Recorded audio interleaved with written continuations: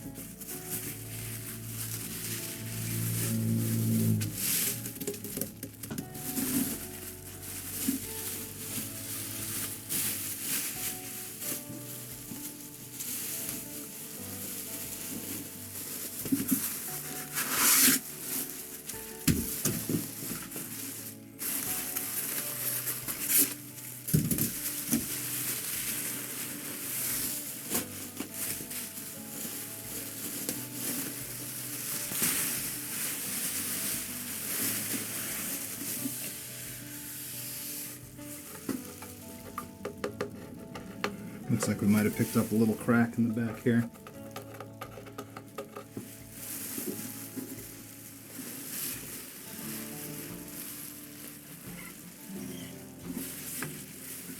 The front where the damage to the box was looks fine though.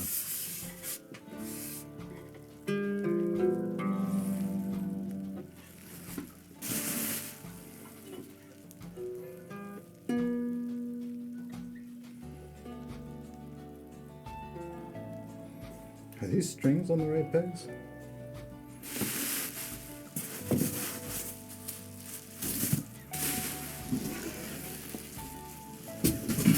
So let's take a look at that. I need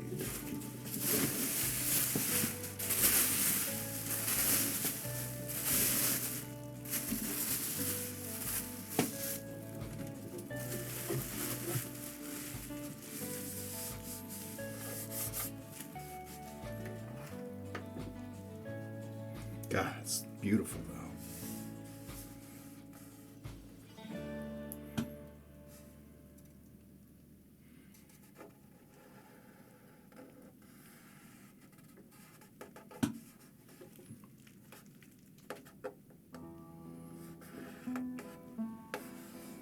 I don't think that's serious.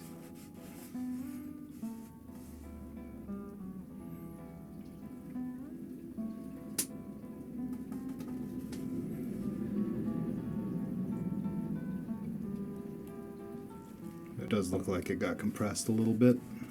And this was the grain structure that gave way.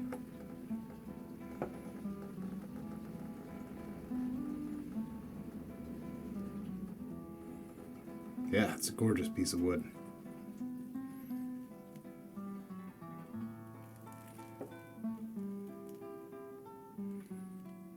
Or 2 pieces of wood.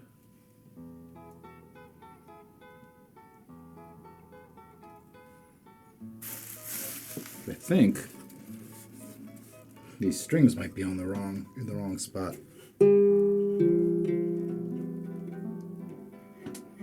Oh wait, these are wound metal. I see what's going on here. It only looks wrong.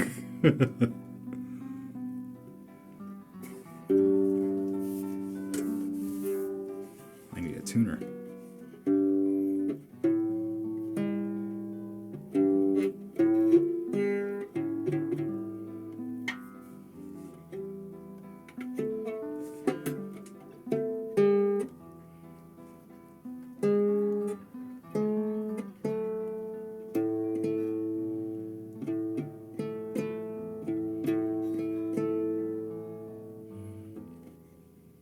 Oh, you loosen the strings. Great.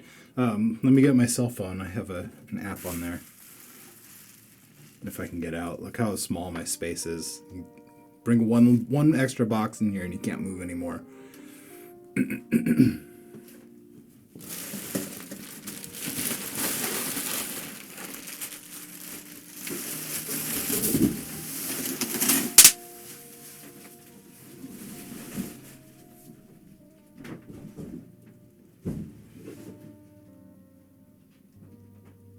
Where's my phone?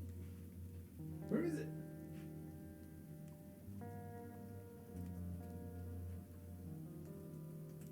Yeah, BRB for me too. I have to find my cell phone. Yeah, I'll take some up close pictures, and we can talk about like things that I can do from here. Bust out some sandpaper and get that smoothed up. Maybe fill it in with some super glue and then sand it down or something. Oh, there it is. Glad I didn't go in the house looking for it.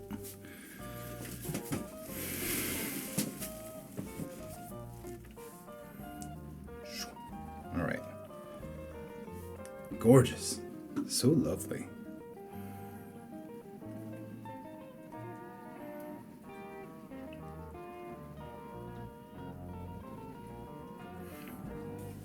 Guitar tuna.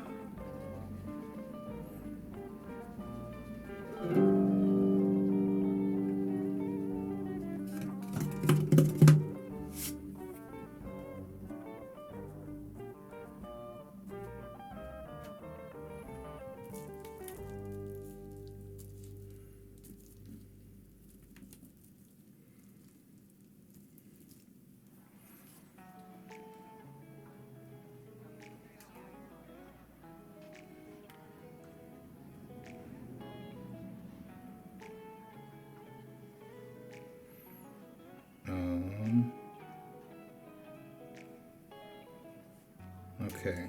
Usually, a ukulele is GCEA.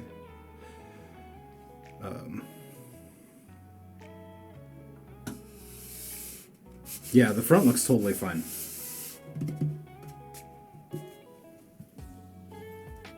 And I'm not hearing like a buzz or anything from the tone. So I'm not too worried about it. I think this is just like normal guitar tuning, right?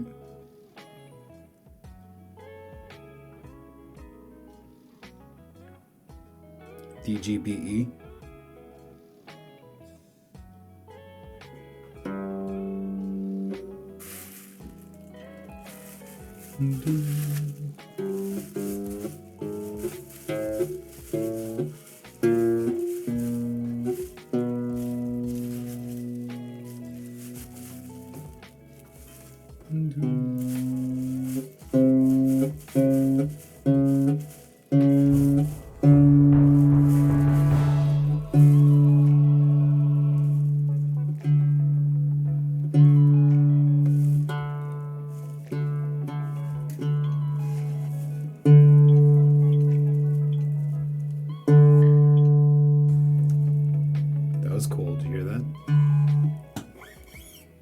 Hey, Squilky Raid, welcome in everybody.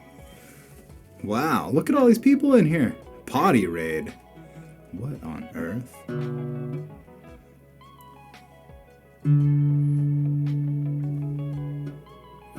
Hey, Squilky, how's it going? Squilky's been doing sculpture, if I'm not mistaken. DGBE, thank you. G.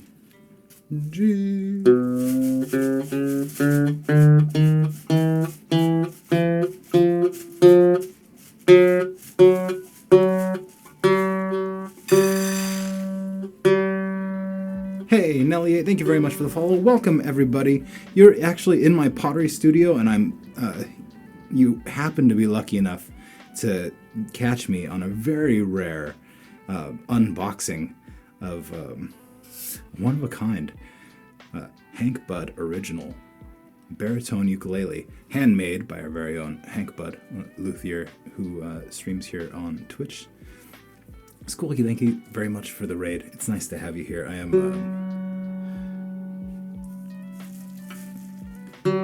so excited to have you and your friends here. Yeah, I've been it's been a struggle. Like, throwing small things, little cups and bottles is easy, and then as soon as I try to do like a bigger piece, it's so hard to get to go up and be tall and not just be a big old fat bottom pot. So it's been a humbling, frustrating,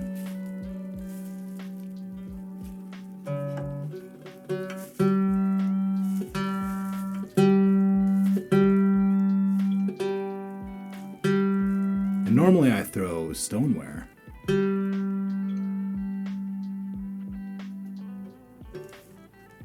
H.R. Geiger. I don't know what that is. Let's look it up.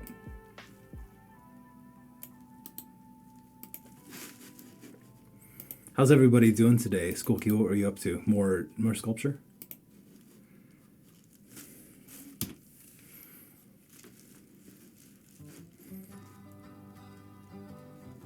Swiss artist.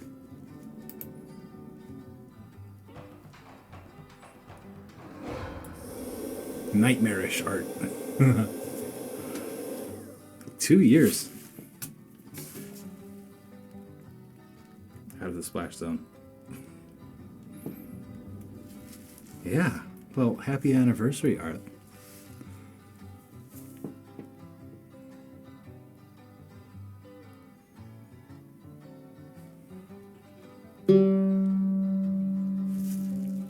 These strings will continue to stretch out and fall out of tune for a little while, just because they got loosened up.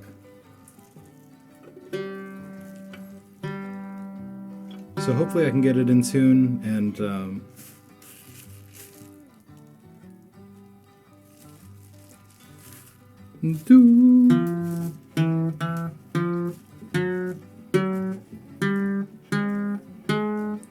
Squilky, this ukulele was a barter with Hank Budd. I did my very first portrait sculpt, a bust down to shoulders of that man's face, and traded it for the work of his hands.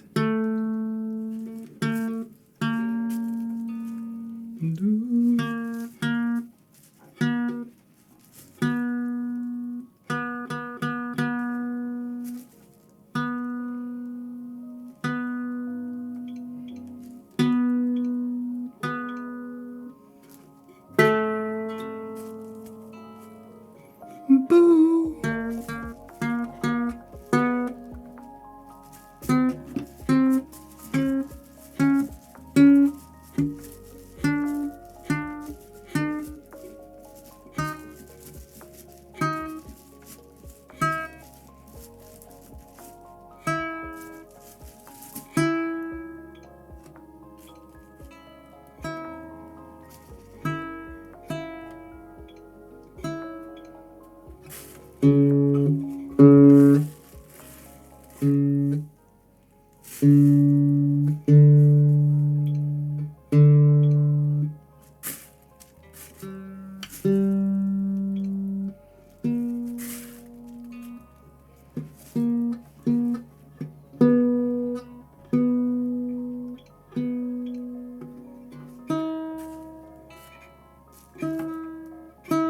24-hour tuning stream.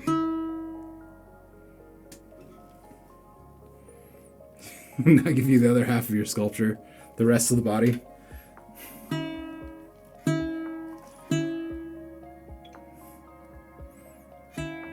Torso sculpt coming up. I'm gonna need those pictures.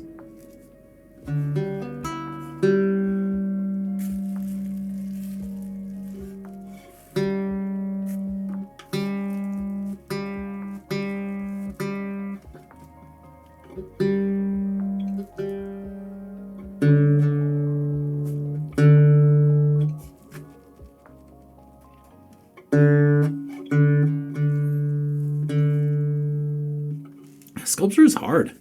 Sculpture is hard, and I feel like it's really like an amalgamation of a lot of other artistic skills.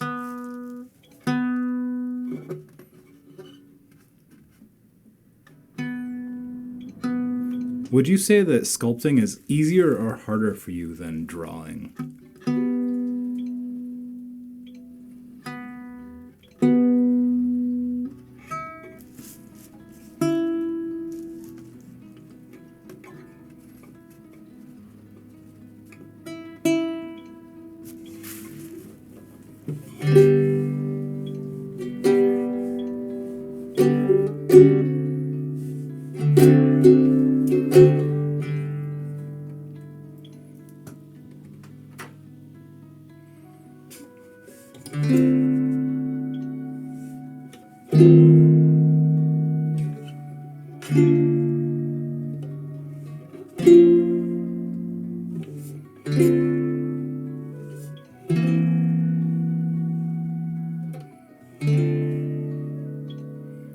That sustain is gorgeous.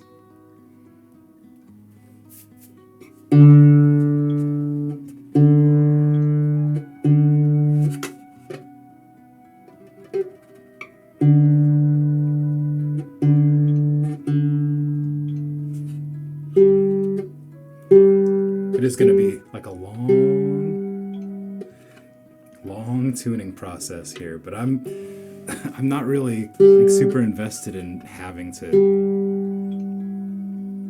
do pottery right now. It's okay if we don't, right?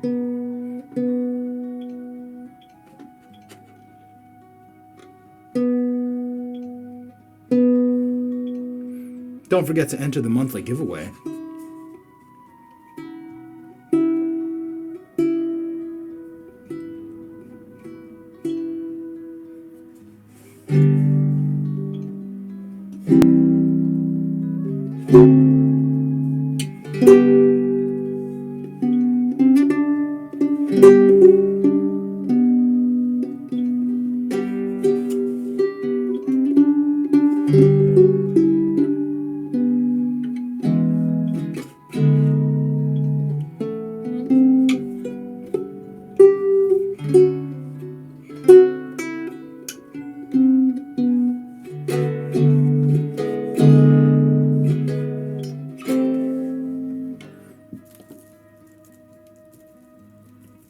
Playing music in the background.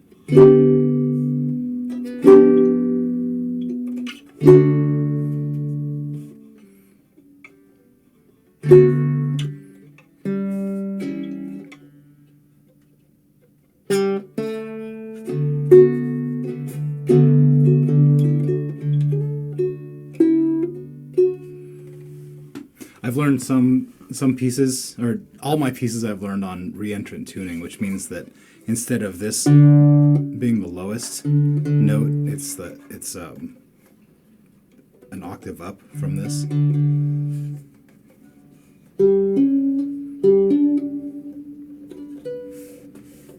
So if I wanted to like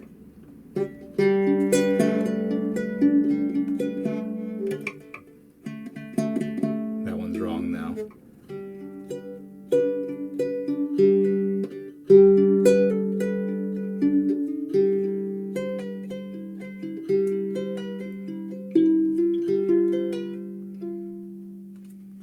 Squilky, I'll catch you later. Thanks so much for the raid and the love.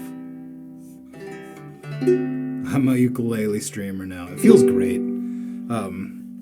The grain of the neck, like it's not polished glassy, it's still got some texture to it, and my thumb just catches on it. It's so easy to play.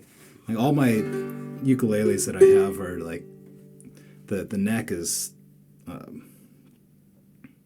like it's too processed for me.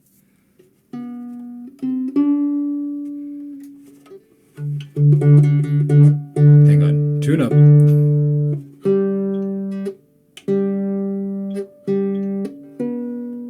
Woo.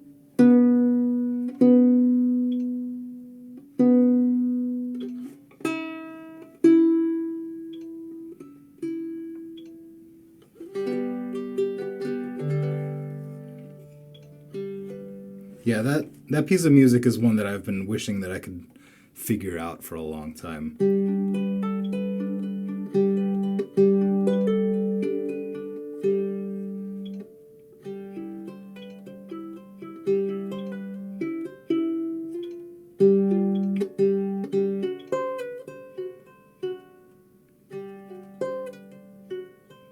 I'm just, it's hard.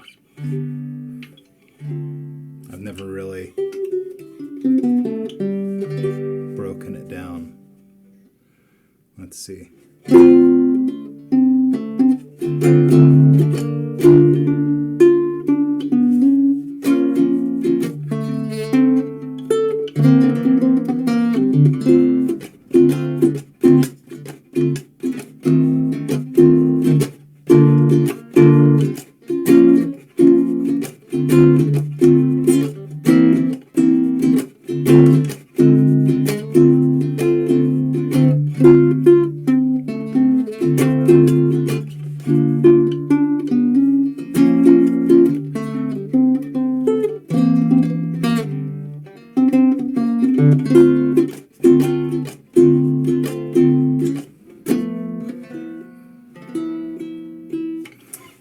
I've forgotten the bridge there. I think I know this whole piece though.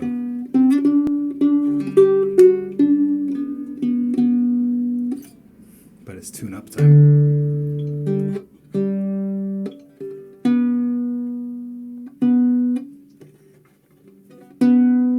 Yeah, this is the very stretchiest string right here.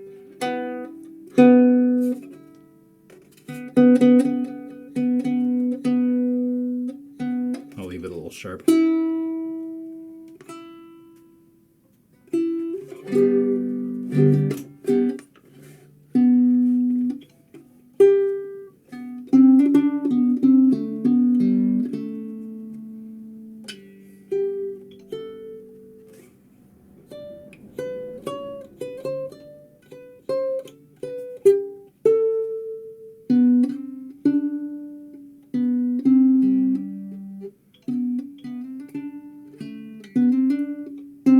Not gonna win a duel like that.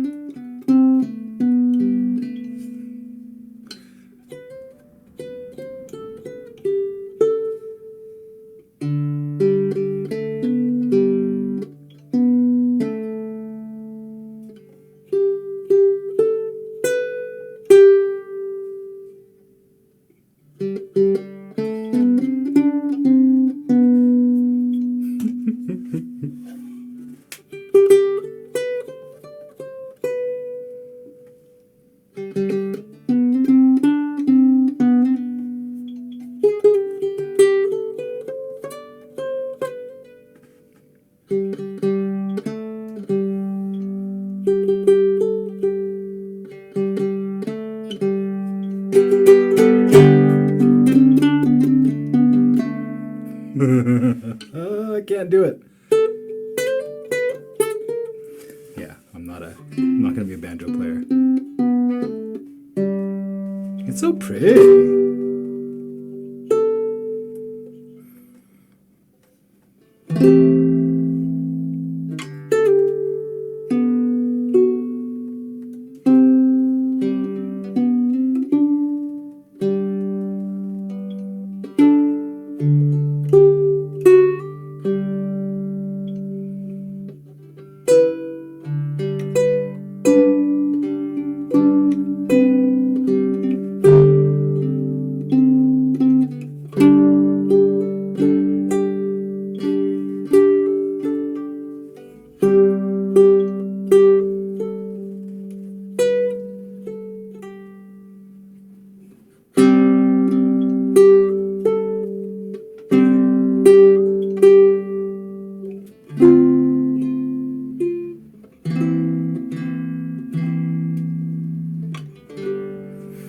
It sounds great. It feels good too. Like I've the bass of this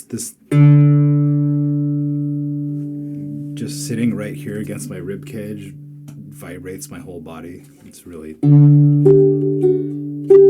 completely different experience. And my fingers are so used to reaching for that one as my lowest note. And having that extra key that's not re-entrant really changes the depth.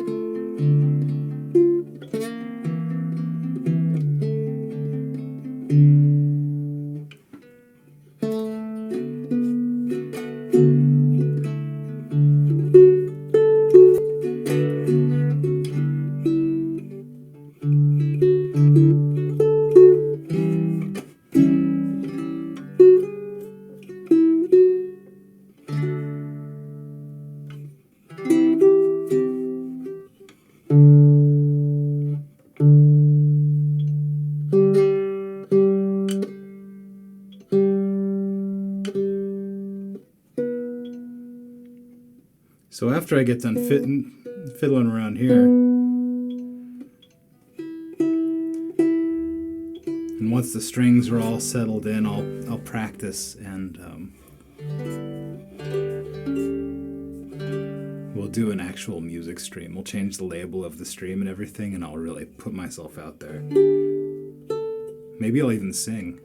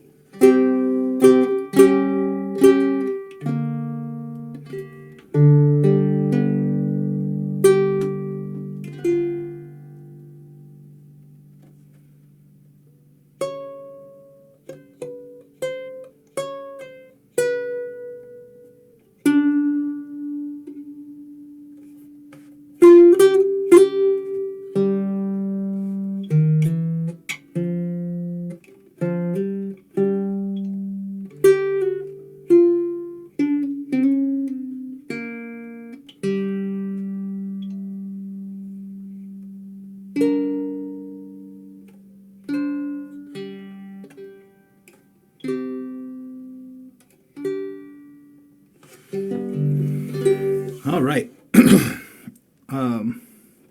I could sit here and just noodle for hours, I think, but it might be time to set this aside for now. I'm going to set the tuning a little sharp and just let it stretch. So we'll go maybe 2 dimes up.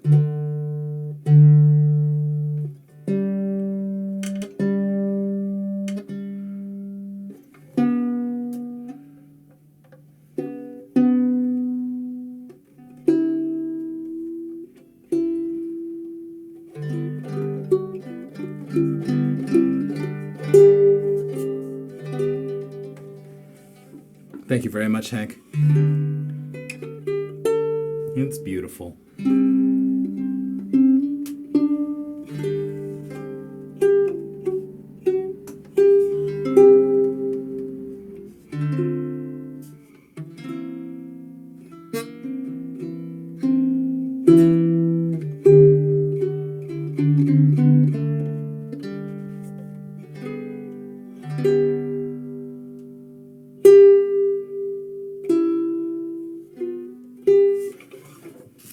I'm thrilled. I'm excited to do like a a performance now.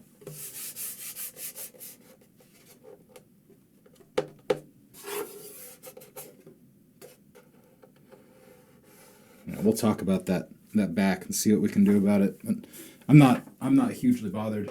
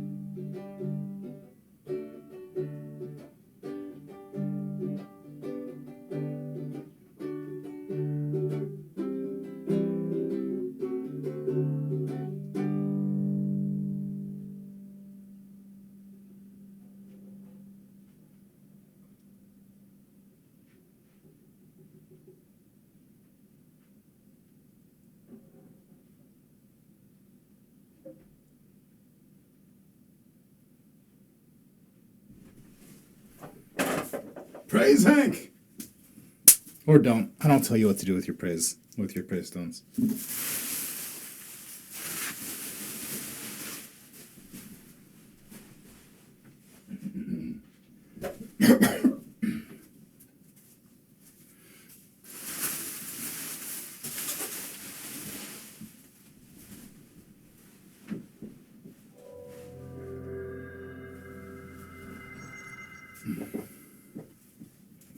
What do you think of the idea of having a channel points button that allows you to choose somebody in chat and just nominate them for mass praising?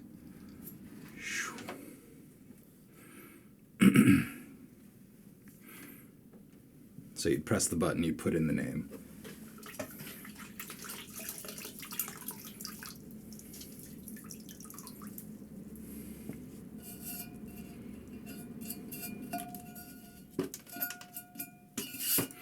Woo! Stinky, stinky. I'm going to change that. That is atrocious. I can't tell if it's atrocious or appetizing.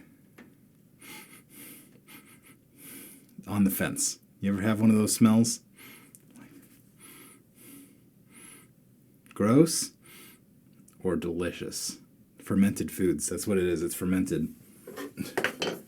Is that nasty? Question mark?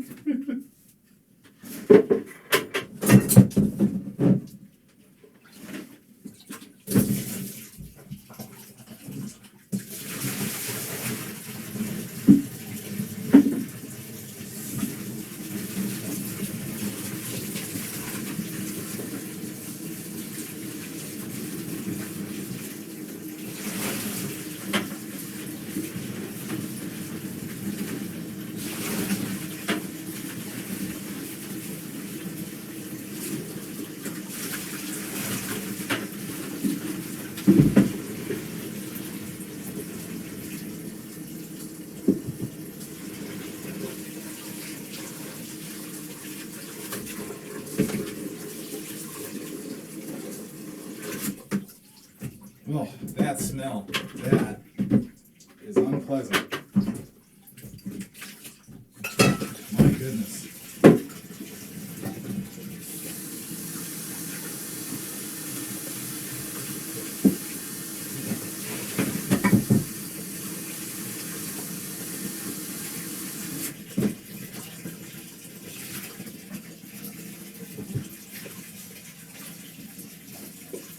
That's like a record-setting bad smell right there.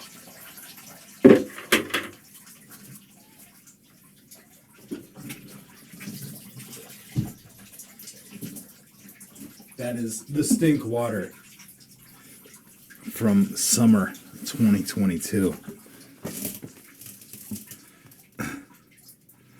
Would I do a redeem to play ukulele? I feel like that's got to be on like a clean stream, because getting my hands clean enough to the point where I'm going to be comfortable picking up that instrument is going to be time consuming. Like that's a full wash kind of deal. So possibly, maybe I'll just make it a regular thing at the start of the streams when my hands are clean. And then I'd get to practice ukulele more frequently than I usually do. So that'd be cool.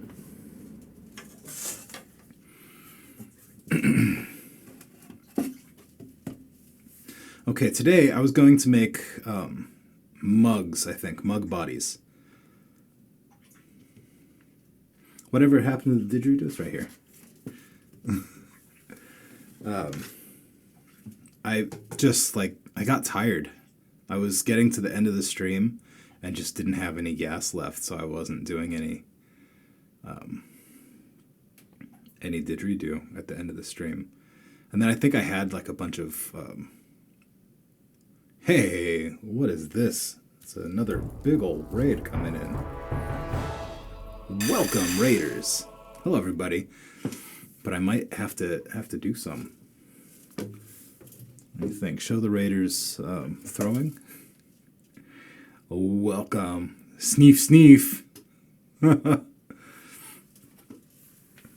Is it Popo Nut or Popo Nut?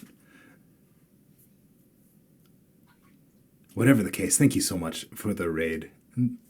Tell me about your stream. How did it go? What were you doing? I want to know. Popo. Papa. Deep voices. Welcome in, everybody. You found your way to my pottery studio, which right now happens to be extremely cluttered. But it's nice to have you here. We'll come back to the wheel, which is also filthy.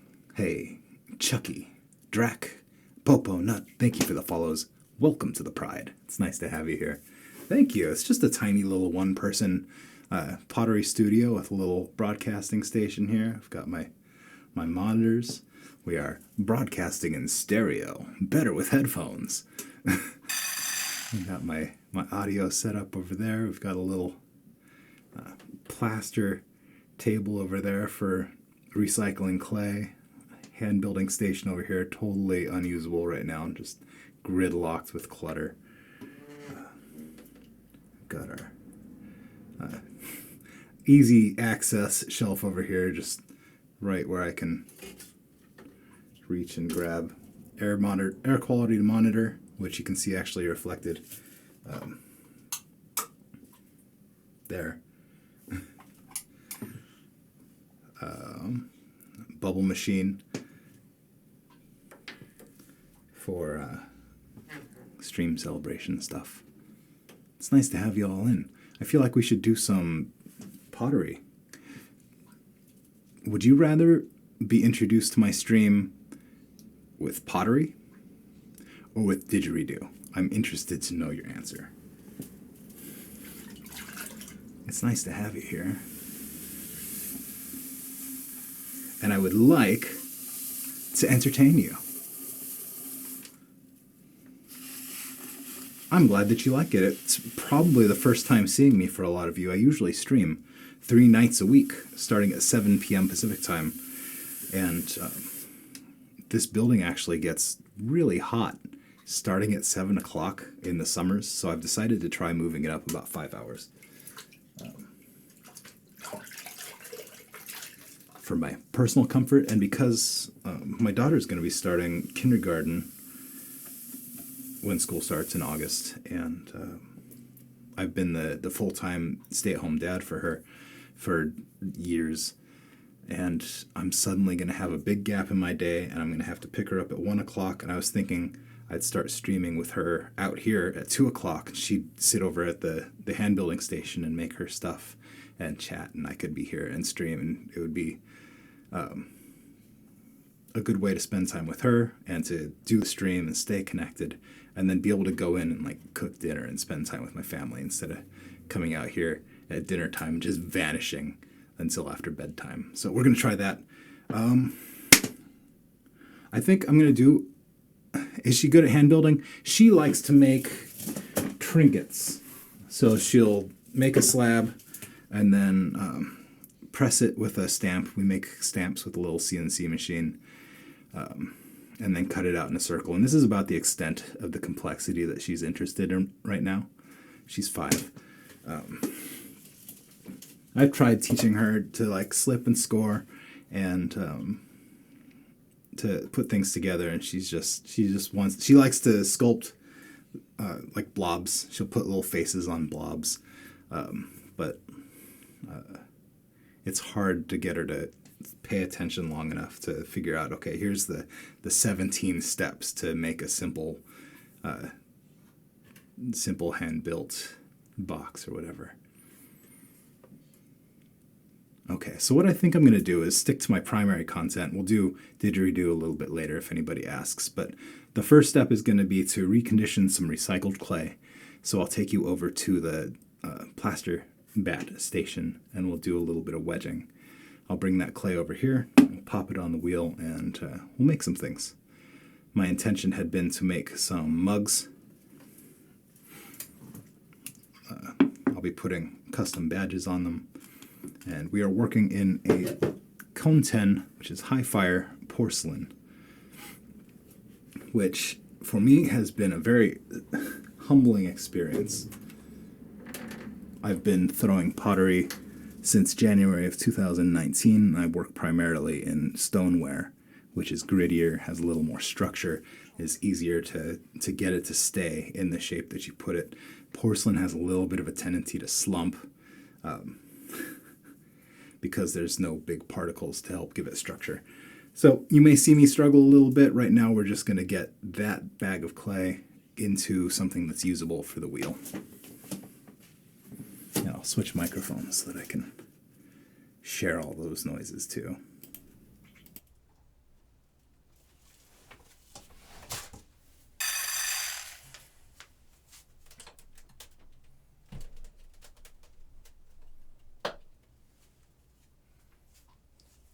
Eric, thank you for the follow. Welcome to the Pride. So the first step here is going to be to clean up the plaster bat. It has a bunch of dry clay on it. I don't want to mix dry chunks of clay in with my soft throwable clay. I want my soft throwable clay to be as smooth and homogenized as possible.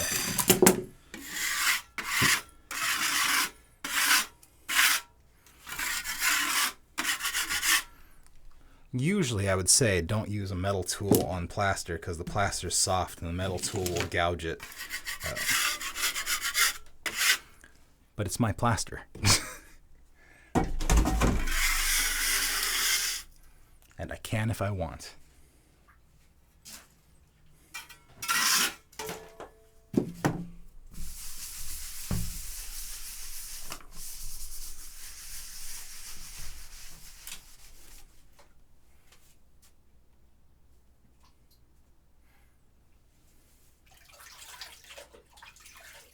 Is that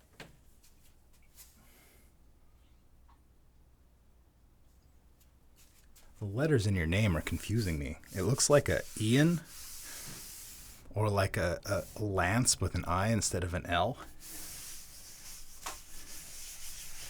There's probably an easy way to read it. And I'm overthinking it. Let me know how to say your name so that I can thank you. for the follow.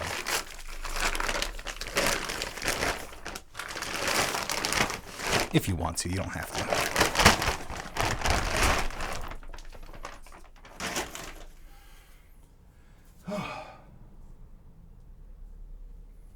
Ians, thank you very much. Great job communicating the pronunciation. That was just what I was hoping for. Okay, so this clay in this state, not ready for the wheel. Not smooth, not uniform, lots of bubbles, lots of fissures and seams.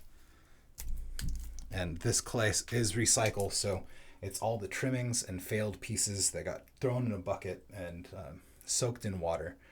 And then I slaked the water off and took the mush and spread it out over the plaster bat. And the plaster is porous, so it drinks the extra moisture out of the clay. So then I ended up with firm pieces of clay, a little too firm, so then I went and sliced it up and dipped it back in water. So now it's pretty soft. And now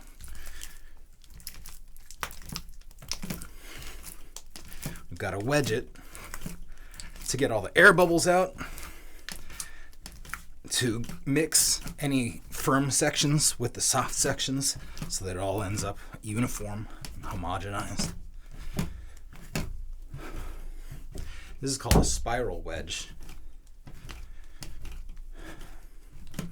Called that because we have our main cone of clay here, and I am stretching the clay out of the bottom of it, and then it rolls up and spirals back in. And this pressing action pops bubbles as I find them down at the bottom.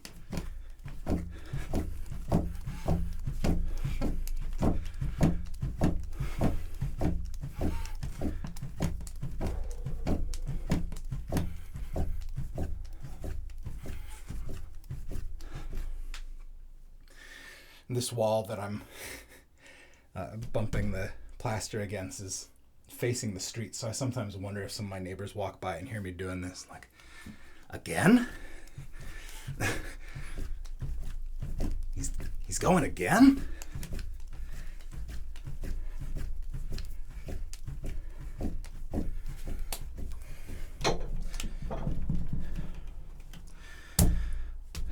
So that I could probably throw on the wheel and try to throw. There's probably a lot of bubbles still in there. But I don't think I want to throw a big piece right now. It is very, very rhythmic. Cupo Rice, thank you for the follow. Welcome to the Pride. So we'll just call that a preliminary wedging for now. Get this one set up, and you can see the difference. I think this is a pretty unified piece of clay now versus how it started right there.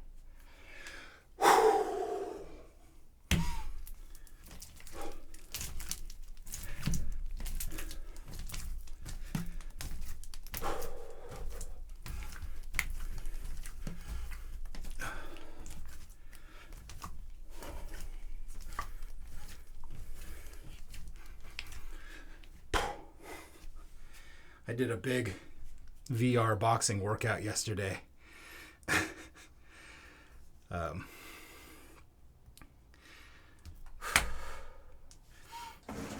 I wear like the elastic bands and wristbands and belt, mostly to keep me from overextending and hurting myself. I am sore today. Whew.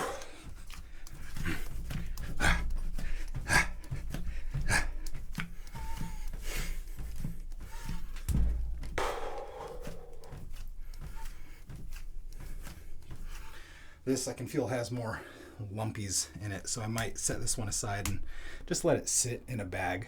Let that moisture kind of even out.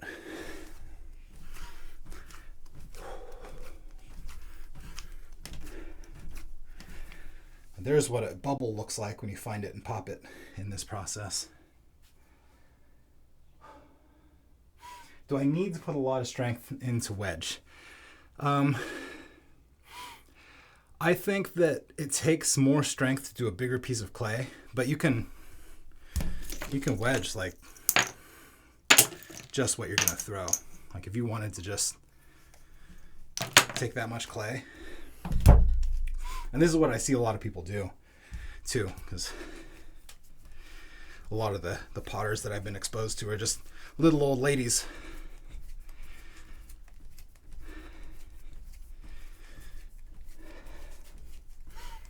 So they don't try to move all that clay at once. You can just do a little tiny wedging.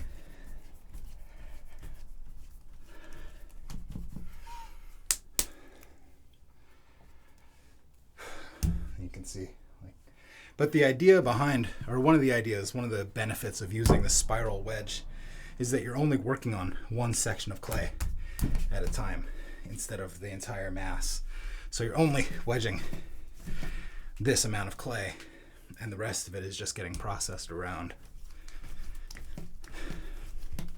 So it doesn't have to be a huge exercise in strength, but there is some amount of endurance to keep the rhythm and just keep going and get it done.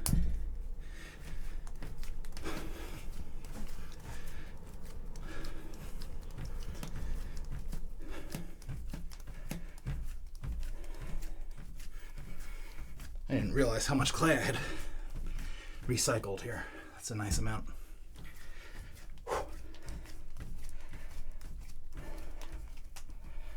All right, so if I want to do cups,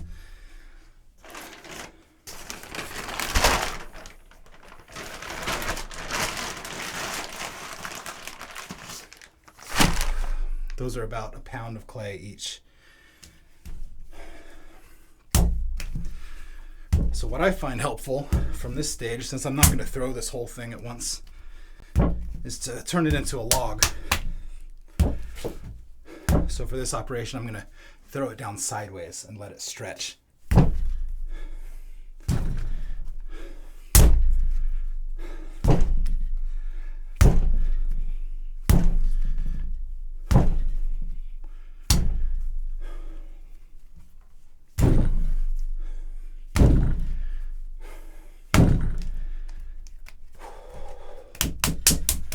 Knock down some of those corners.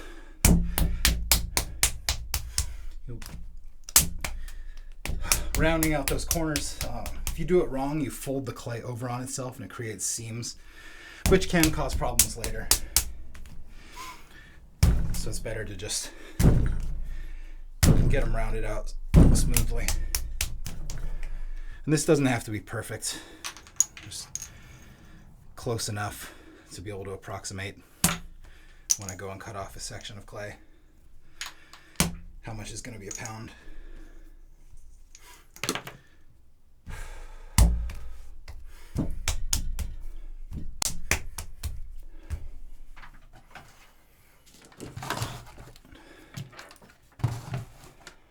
And if anybody's trying to chat with me and I don't see your message, it's because my chat's behind me in this station, so I have to turn around and look.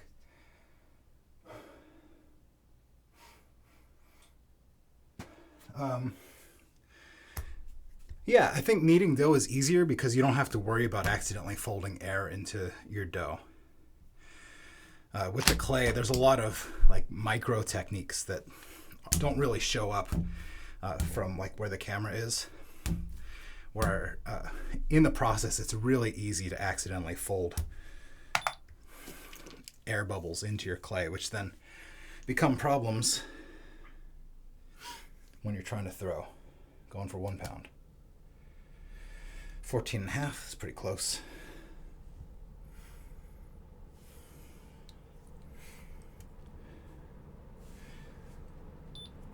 Ladies can use their weight more. I think anybody can use their weight more. I think big dudes tend to think of it in a different way, where because you've got the horsepower to put into it, you don't really always focus on the fine technique of doing it efficiently,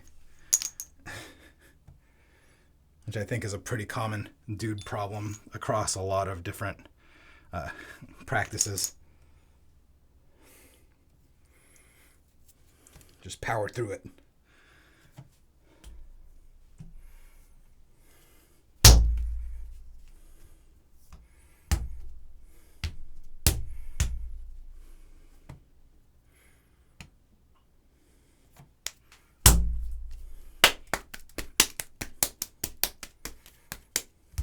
So now we're just going for those 1 pound sections so I can sit down and crank out some cups.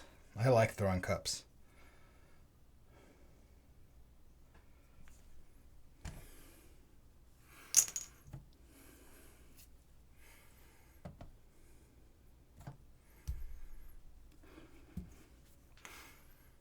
And one thing to keep in mind, make note of, is that while I'm working here, the plaster is actively drying my clay out. So I should get this stuff off the plaster.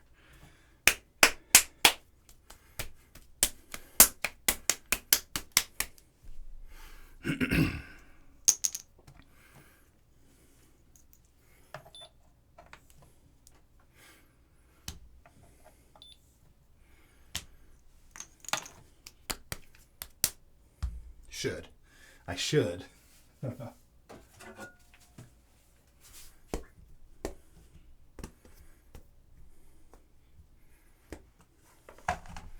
Check chat. And for everybody just joining in, we have a bunch of cool little systems to try to get my work out to you with the expenses covered by the income from the stream. So if you want to participate in that, if you'd like to have some of my work sent to you,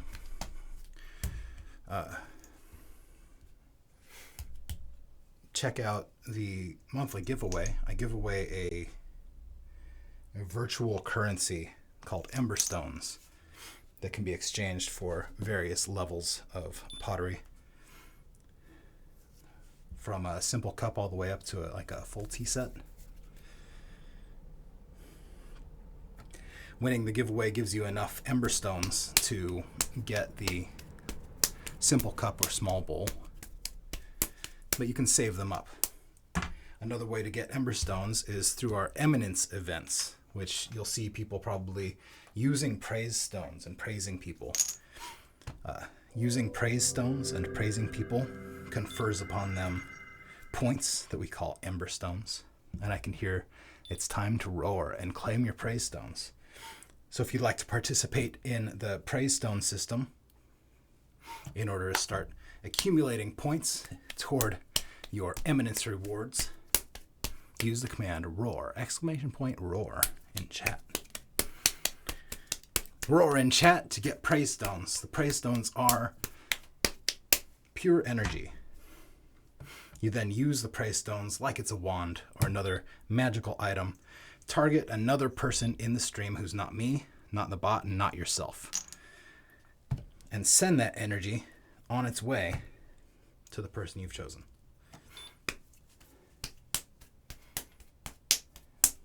I personally really love this system because it's not trying to win. It's not acquisitive. It's not a gimme giveaway kind of thing. You're giving praise. You're giving points to other people. You're nominating who other than yourself you think should be receiving good things from this community. It's also a nice way to practice receiving. I think a lot of people have a hard time accepting praise and kindness and good things coming to them. So if you receive praise and you feel a little bit of resistance, no, I don't deserve that. Just take a second and think about that feeling that you have. Why do you feel that way? Is it a legitimate feeling? How often does it hold you back from receiving good things in your life? Do you have to feel that way? I think it's important to learn to just say thank you.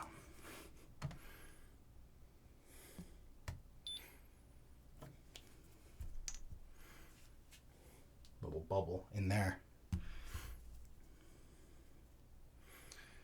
That's what we're trying to avoid when we wedge the clay, is getting that little bubble.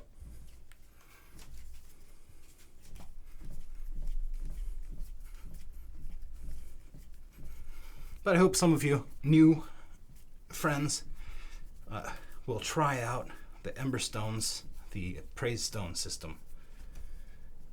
If my verbal explanation was confusing, there is a channel points button that will give you a written explanation as well. It's very bare bones. All right, let's head back over to the wheel.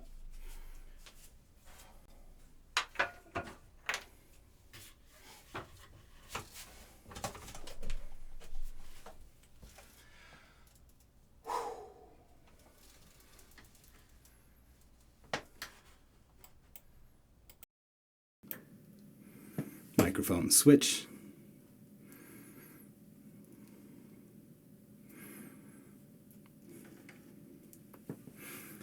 Whew.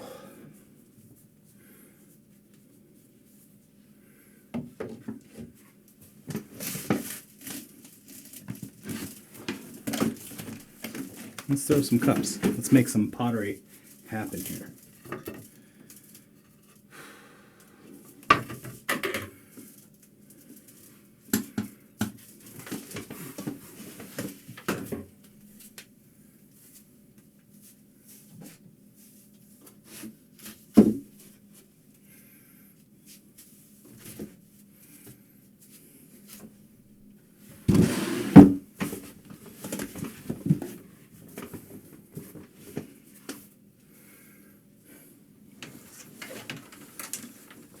A lot of balls of clay. How many balls of clay is it? Quick. How many balls of clay was it?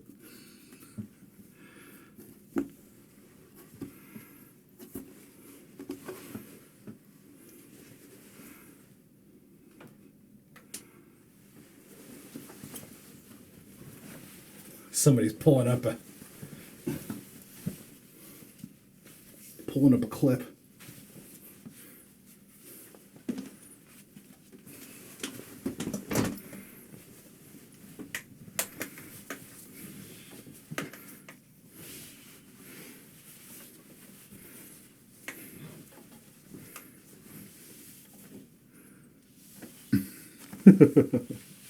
Oh, the other camera? Yeah, I guess I'm not very smart. That's a joke. Of course I'm very smart.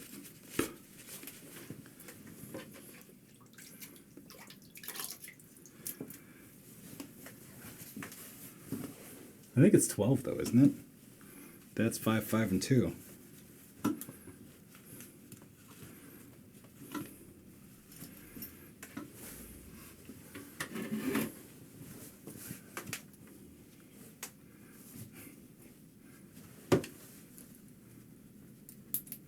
Even the most smart, handsome people have brain farts. Yeah, I just forgot that how many cameras were in the room.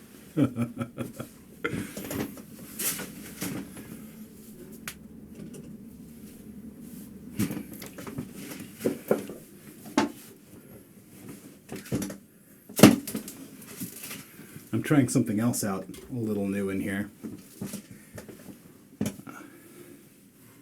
And keeping the air conditioner on in energy saving mode so it doesn't go on full blast and dominate the microphone. So hopefully we'll be able to keep it somewhat comfortable in here. That'd be nice. Because just me sitting in here kind of cranks things up. Oops, I put dust in the air. Expect the vent fan to kick on. Yeah, there it is. See it? Whoopsie. Whoopsie poopsie.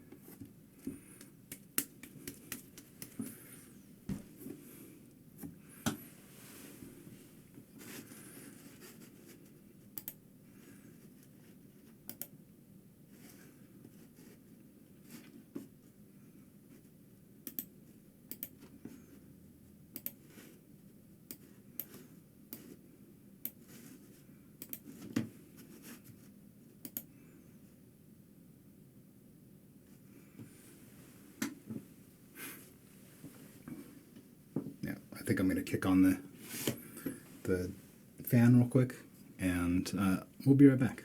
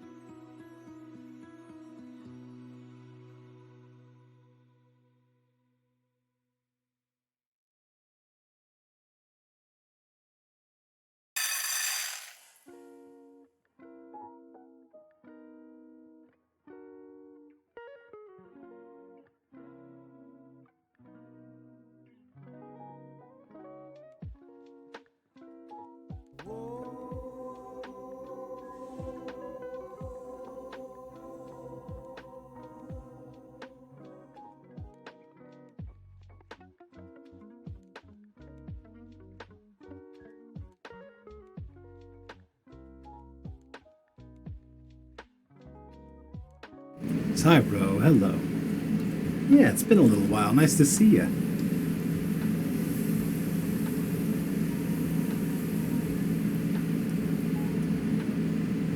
I'm expecting to see lots of people I haven't seen in a while now that I've switched to earlier in the day. Or trying out switching to earlier in the day.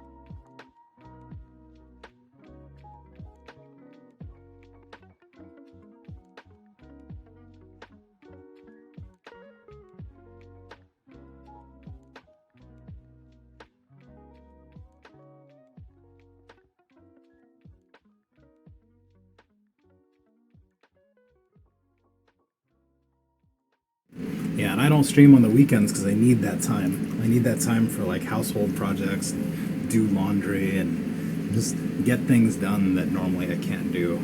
Streaming during the weekend like just dominates everything else.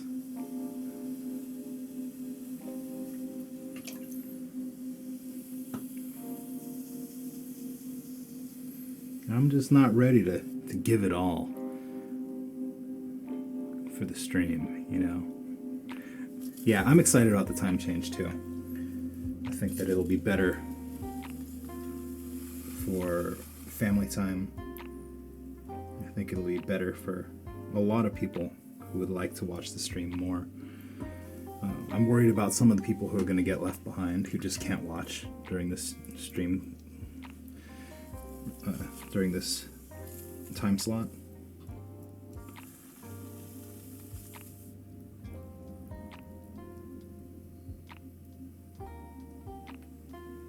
I think a lot of people have gotten used to me just being around in the evenings.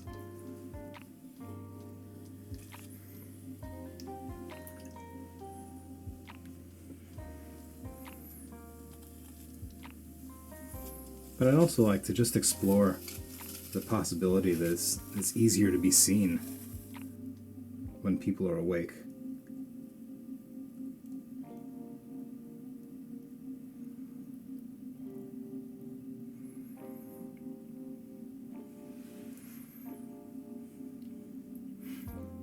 The plan is a 2 p.m. Pacific start time.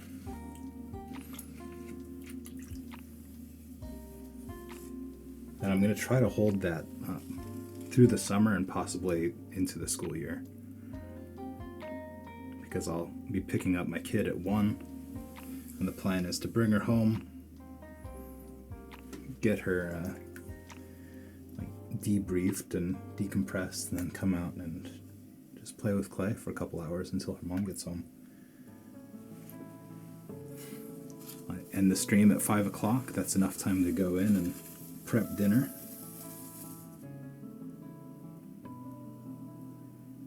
If she's at school until 1, I'll have basically the whole day to get all my other tasks done, so I'll be able to do my job and take care of the house and all the things I'm supposed to be doing as a supportive partner while my wife goes to work every day.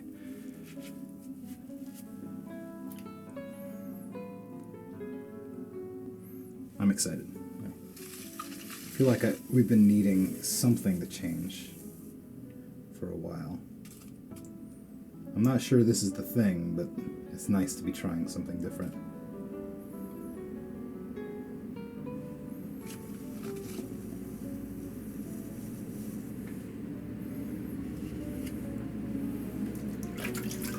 It's gonna be a nice coffee mug. Air conditioner's kicking back up to bring the air temp down a little bit, so I'm gonna mute the mic until it quiets down a little bit. Do I have many jobs to make at the moment? No, not really. I have a bunch of stuff waiting to get fired, Really, I only have 2 outstanding jobs. I have the Rhinus Leatherworks commission, and I have the Jordan Lane Just Be series that needs to get finished and fired and ready to ship. But I also do work outside of this, a little work from home gig. The air conditioner noise isn't that bad. Okay, that's good. It shows up as being a lot on my readout, so I was worried about it. But if it's not obnoxious, then we'll just work through it.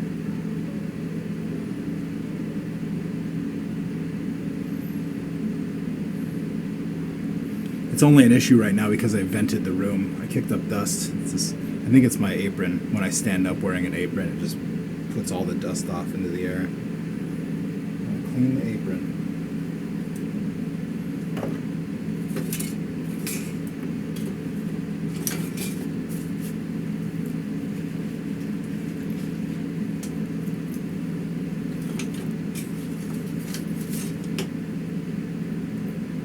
One of my tools is missing.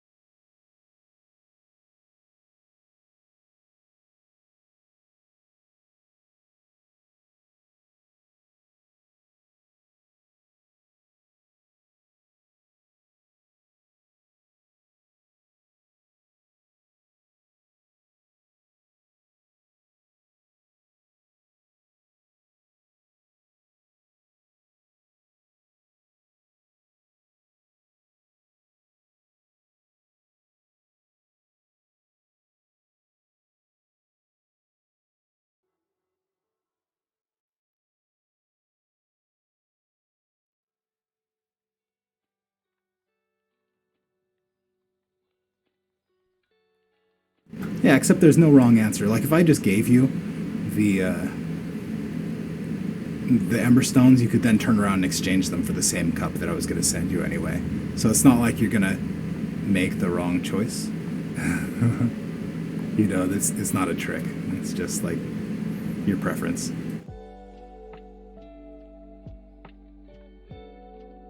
Angelica, I continue to be insane. I've been working with porcelain for a little bit now and being really stubborn about not giving up on it. So I like making the small things, the little stuff like the cups. Pretty straightforward. The bigger things, frustrating.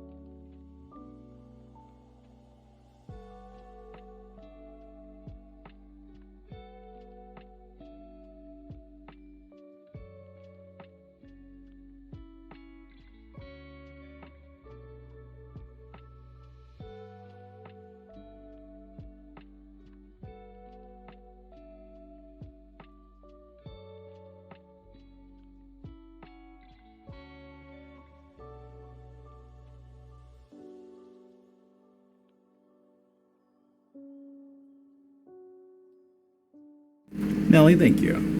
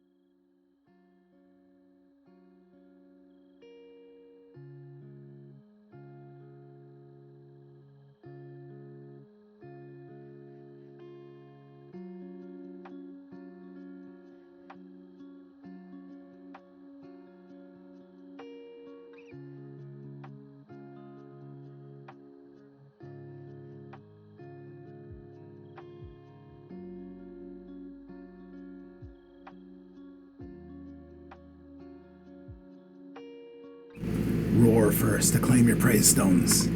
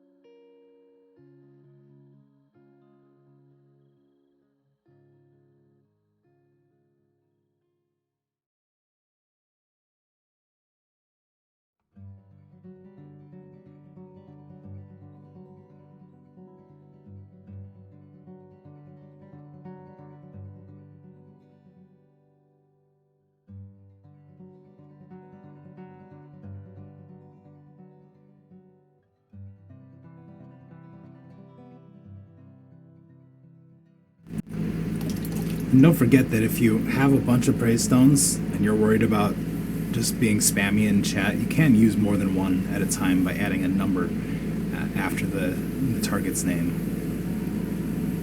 Just an option.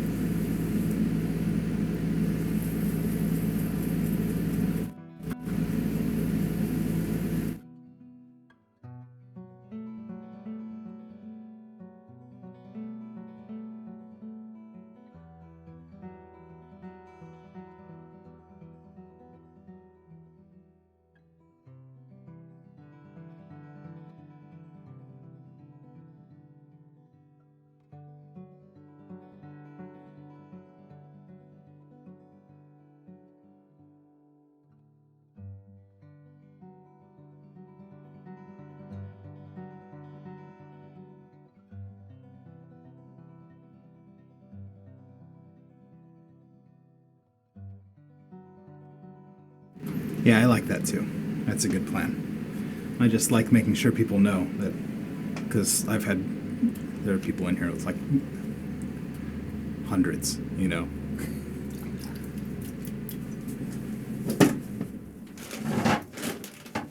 Or there were people with hundreds, and then I built a system for them to use it, and then there shortly after were not people with hundreds. So it was a problem that went away on its own really fast.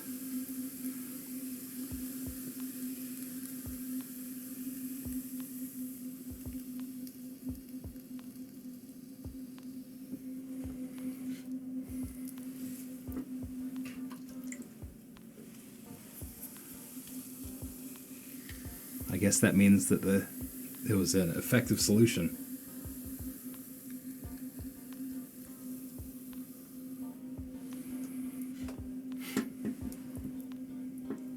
Yeah, I'm glad to be here. I'm excited about trying something a little different. Streaming feels different now. Streaming that 7 to 10 slot, like I'd get here and I'd already be tired, you know. Like, I'm feeling good.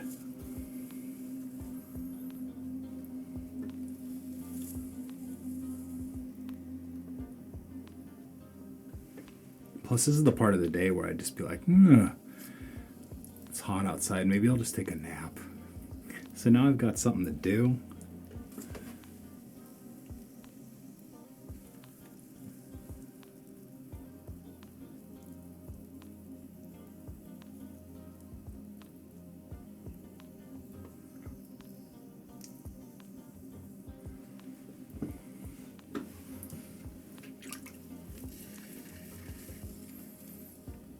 The schedule should be compatible with when my kid starts kindergarten. I'll be able to go and pick her up and then come home. My plan is to set her up in here doing her own projects. We've got a little camera on what she's doing.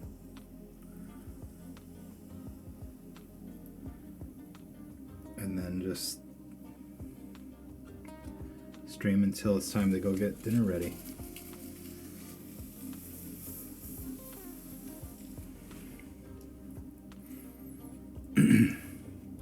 How have I been going post-COVID? Pretty good. It's going to sound like I've got COVID stuff, but I think it's pottery dust stuff. Dust levels are back down in here, by the way, as you can see.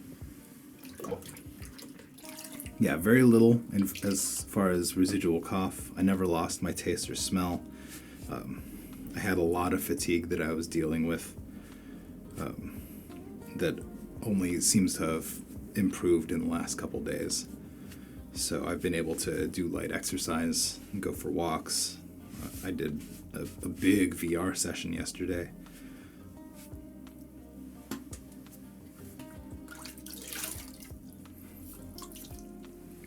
Yeah, I was sleeping 10 hours at night, which is not unusual for me, and then struggling to get out of bed, which is more than usual. Struggling more than usual to get out of bed, because that's normal too. And then taking a nap, like a serious 1 hour or 2 hour nap in the middle of the day. Like,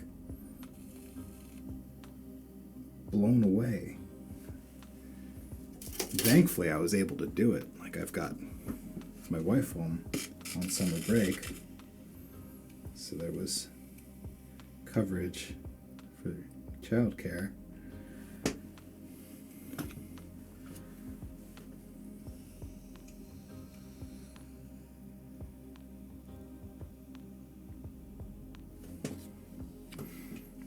And it's scary because now it's like you can get COVID back to back, and every time you get it, you're rolling the dice on what kind of long-term effects you're going to have. And like, some people walk around with that fatigue for a long time. Like, I'm feeling incredibly fortunate to feel like I'm recovering from that already.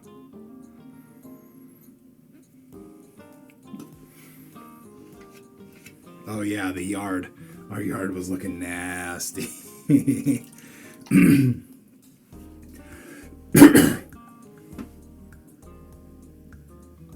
Yeah, I feel like you could probably walk around the neighborhood and take a guess at which households recently got hit with COVID.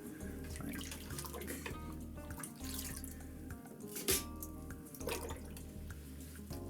The mental fog, fatigue and mental fog. I'm always walking around in brain fog, so it's like ribbit brain fog.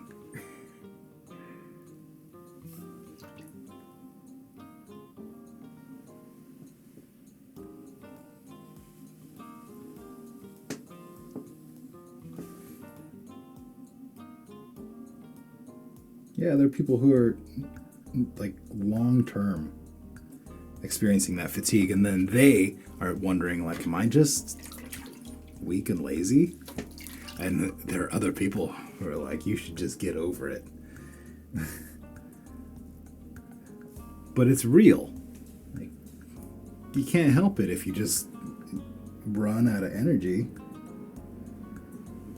Not like people want to live their lives that way.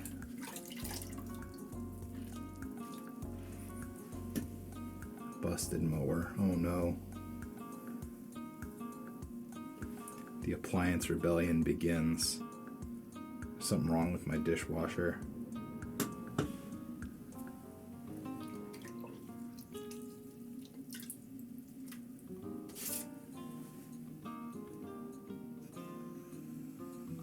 You know what? I'm just going to need you to push through it. I'm just going to need you to push through it. Get this done.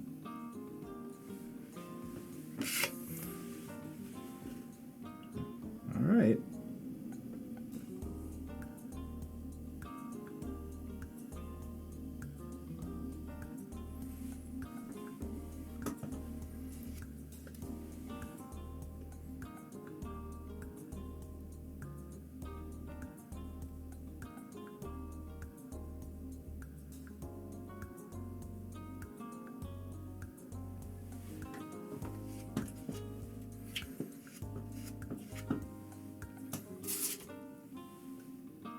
Yeah, it's hard. The whole, like, just mental health.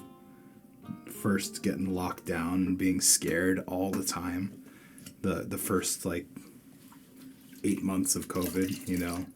Like, your body feels that stress of just being in danger all the time. That was rough. And then the long-term effects of, like, the lack of social contact started kicking in. But that feeling of danger never really went away. It was like political upheaval and really like combative divisiveness going on at the same time. It's been quite the onslaught of stressors. So like a lot of people aren't okay. just doing their best to get through it. So if you're on that list, you're not alone. It's been hard. And we're still in it. We're still in it right now. Like, we're not done.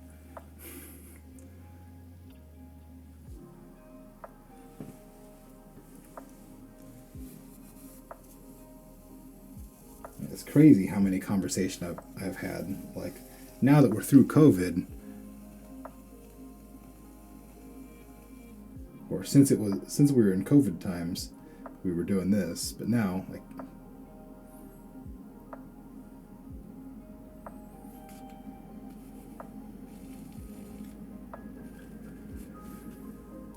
and the whole timeline thing is kind of hard for me to wrap my head around. Like, I wasn't on Twitch yet when we got locked down.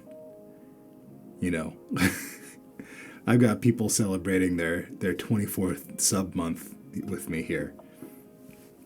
And we were locked down before I started streaming here. So, like, it's a substantial part of our lives, this whole thing.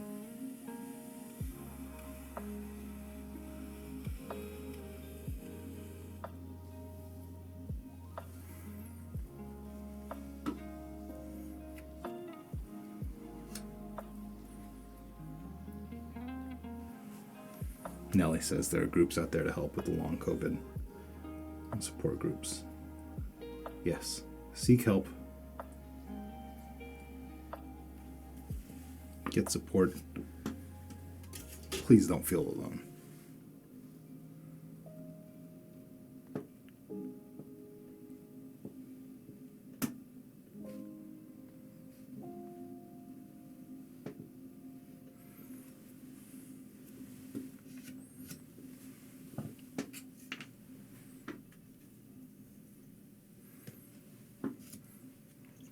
Art, thank you. It's a really meaningful and gratifying for me to know that for a group of people out there, regardless of the size that we may be talking for this group, like I'm their streamer. I'm the one that they go to for meeting various needs of like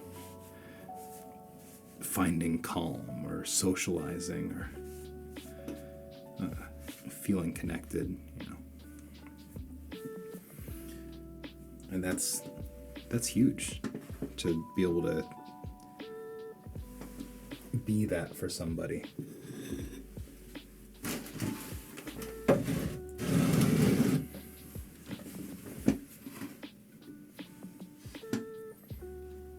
It's something I think about when I start wondering if I'm wasting my time.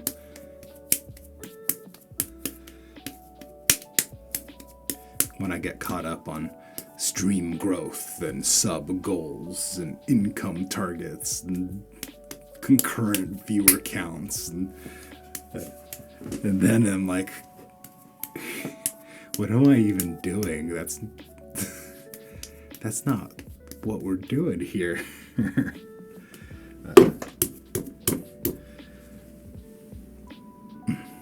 Hi, Fish.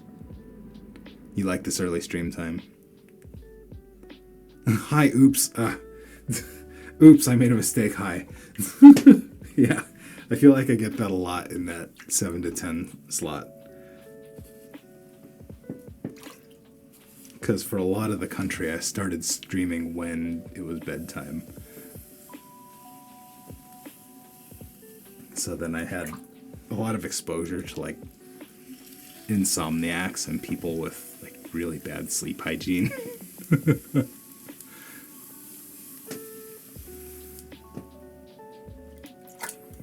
Past midnight for you now, so you are in Europe.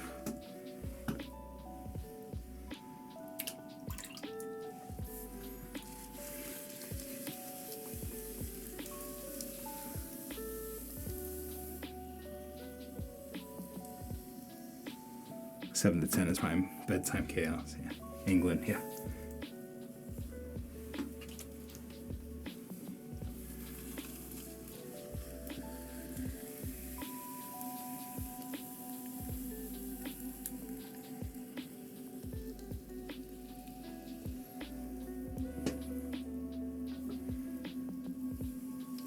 Yeah, and then the last half is like really late for a lot of the country.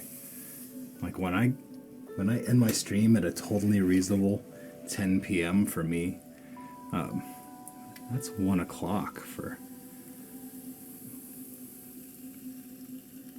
the East Coast.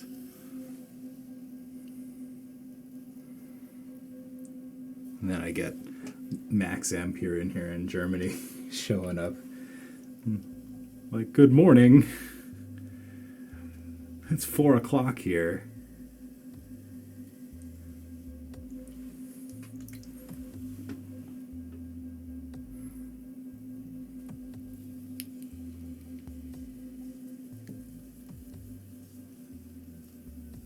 And then because they're in this stream and the aforementioned insomniacs and people with bad sleep hygiene, you ask, it's 4 o'clock.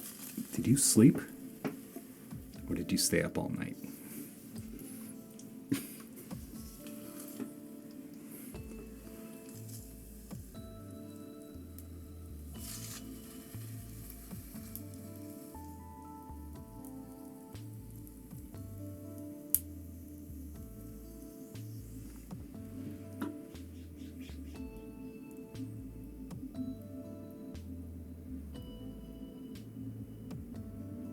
8 to 5 jobs. Yeah, no more staying up all night.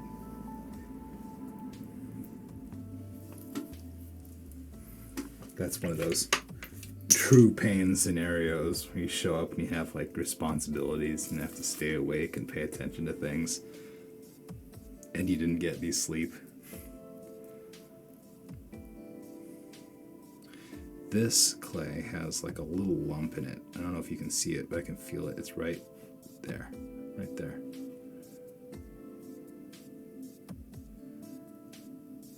You can see my fingers bounce on it.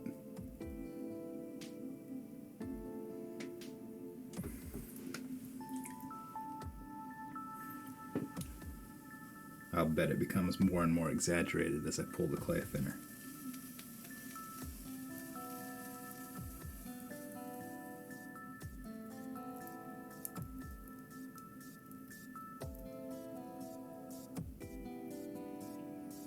This feels like a lot of clay. More clay than the other cups.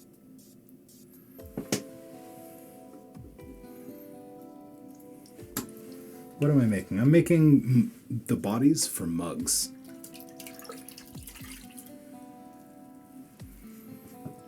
So I'll be putting handles and custom logos on these. When they're finished, they'll look a little bit like that. I'm using a different clay body though, so it's not going to look quite like that.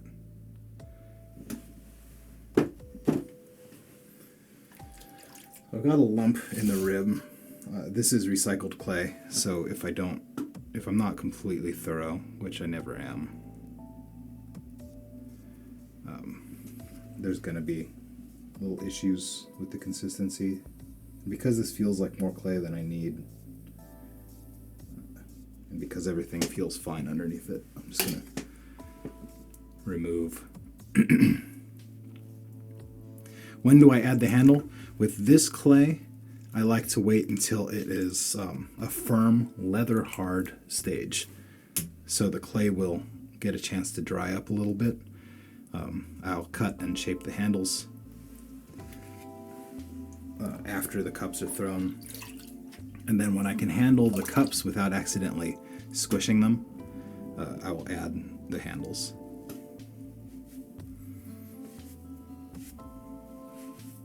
Dexter, nice to see you again. We're just getting started. This is a little bit of a struggle cup here, but we'll get there.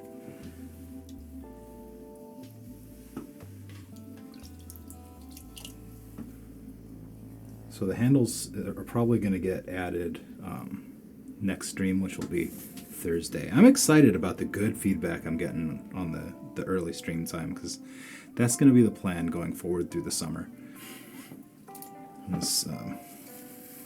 When I start getting that evening sun slanting in from the west, it hits a big wall and a big window on this building, which I've done my best to insulate, but this room starts roasting. When the sun is hitting the roof, I've got good insulation up there. It doesn't heat up as fast, so like it's a totally manageable 75 in here with the air conditioner just kicking on every once in a while.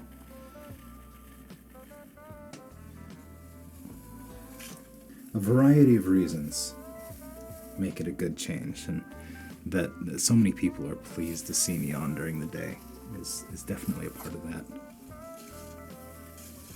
Dexter, were you the one who asked me to make the shaving kit?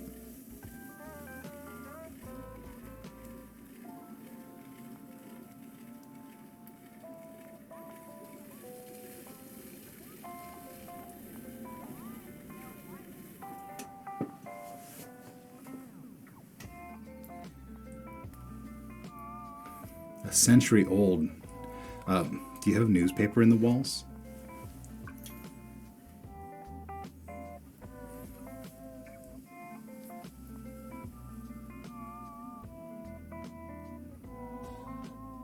My great-grandma's house. It was an old house, and they used newspaper as insulation, which is terrifying.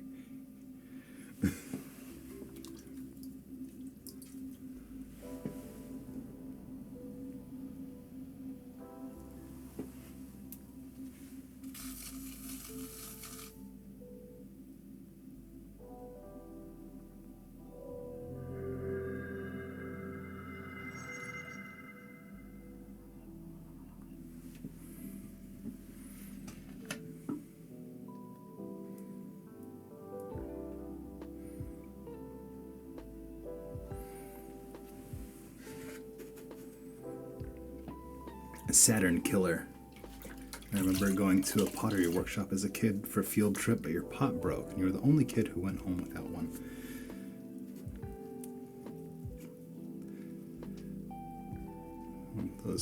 Those crushing childhood disappointments.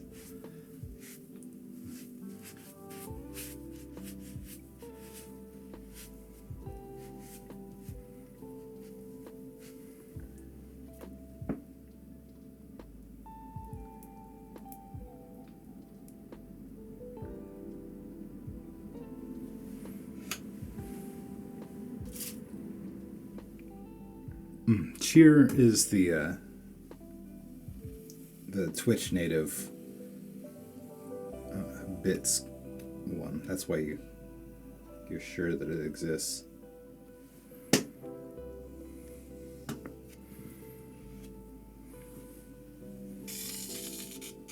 But if you're not sure which command is an alias for praise, you can use praise list, and it will give you the current list.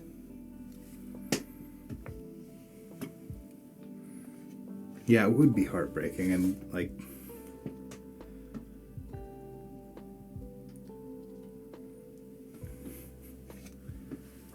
very frustrating. Oh, hey Arth, you found my my guessing game that I haven't given any instructions for or really advertised or talked about.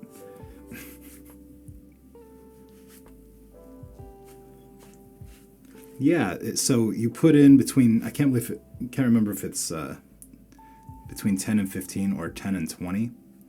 And then there's a random number roll. And if your bits between 10 and 20 matches the random number roll, it sets off the bubbles. Just a fun little game for people who can't drop 100 bits at a time for their bubbles.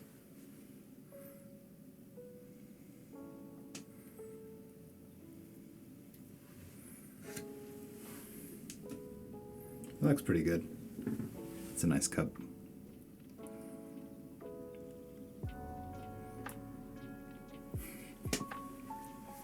Yeah, no mercy with that RNG. I didn't build anything to make it nice. It's just a straight you and the random number generator.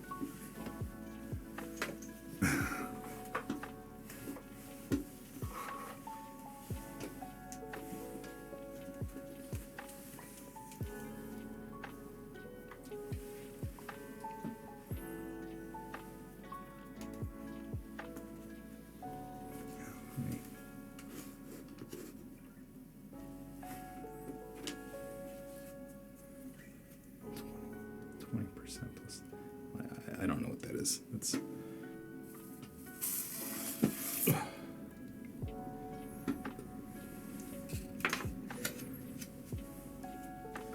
how did I write mine?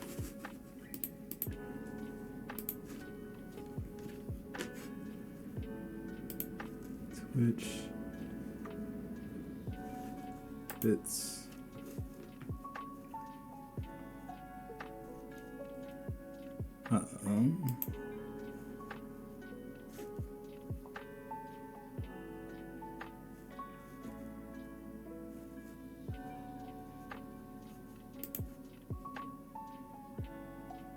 Where's bits target? Here it is.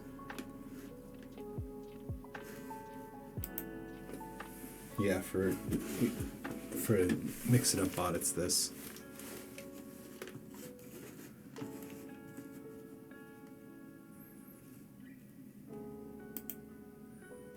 Yep.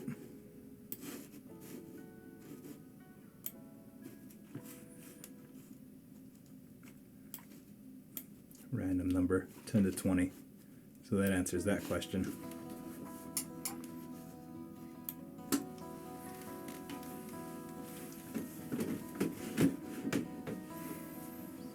Yeah, the dollar sign is how I indicate variables in Mix It Up.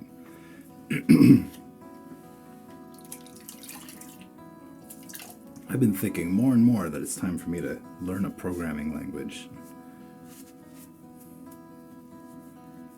relatively common. Yeah, I feel like a lot of stuff that I've Perl and PHP. I've been wondering what programming language I've been interfacing with through Mix It Up.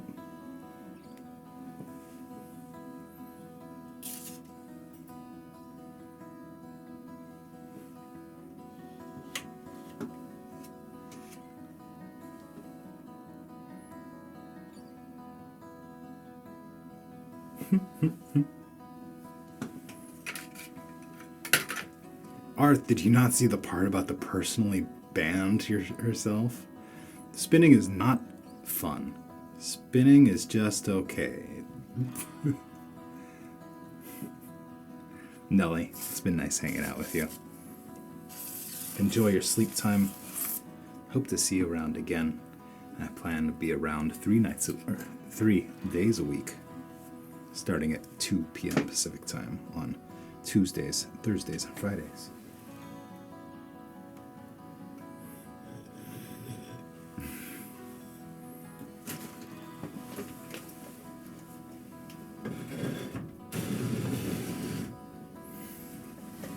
Lady Alison, can you make that a reminder?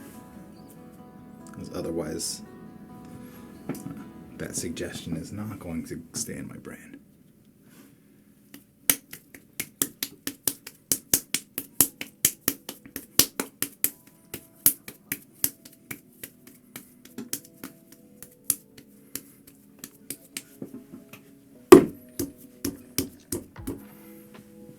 One day, I would like to make a blanket.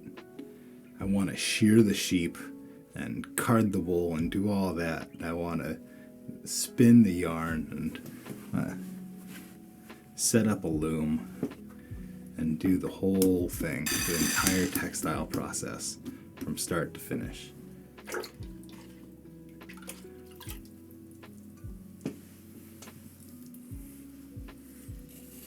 Little Queso, thank you for the follow. Welcome. Welcome to the Pride.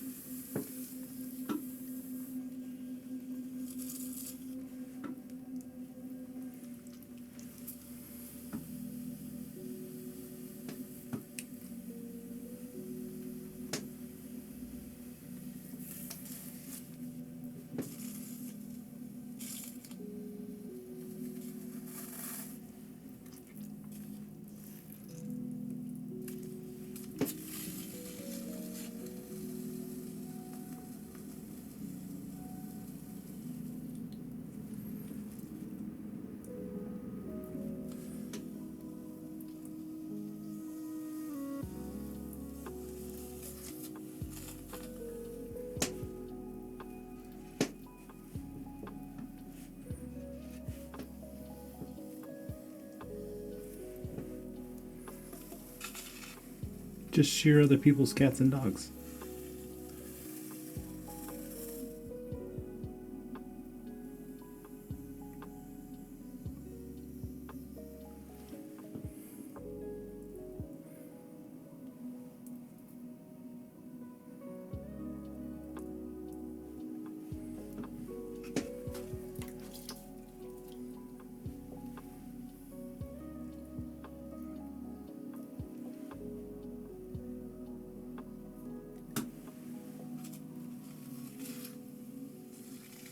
Alright, wobbly wobbly. Challenge cup.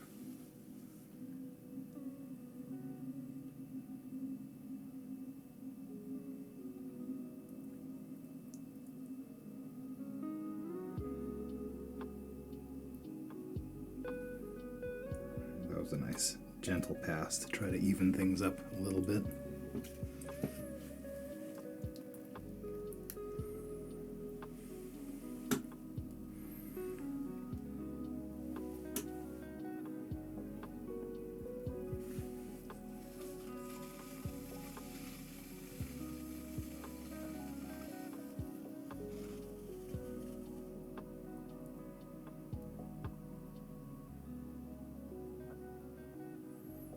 In the near future, I'm going to do a stream where I replace the heating elements in a kiln. I just have to figure out how I'm going to mic myself and cameras and lighting and stuff, because I don't want to move the kiln. It's heavy.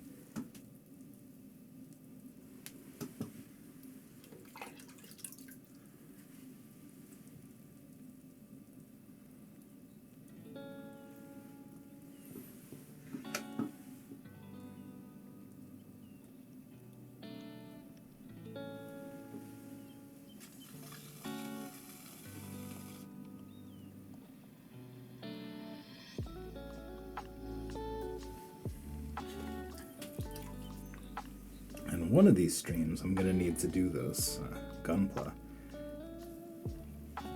that I was given.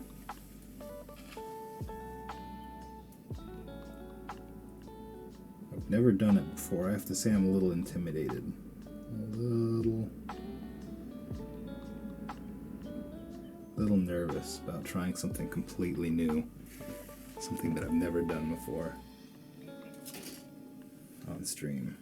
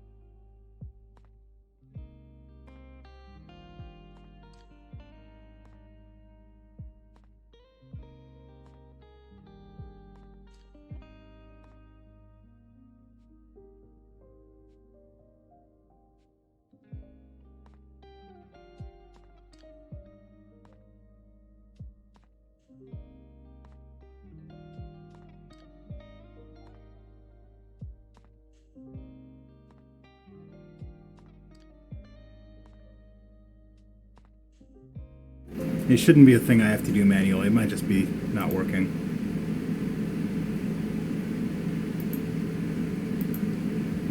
There it is. It's just subtle. It's in the left corner. It brings that bar forward. I need to lower the cost. I also plan to create an animation that shows it a little more clearly.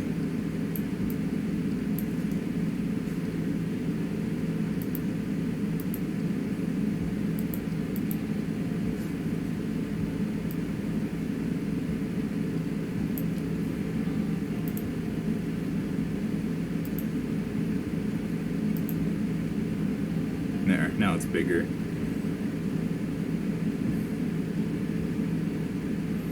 37%. Yeah, I'm trying to think of fun things I can do that will be interactive, contribute to the stream without being too much, or without distracting from the mellow, relaxing theme here.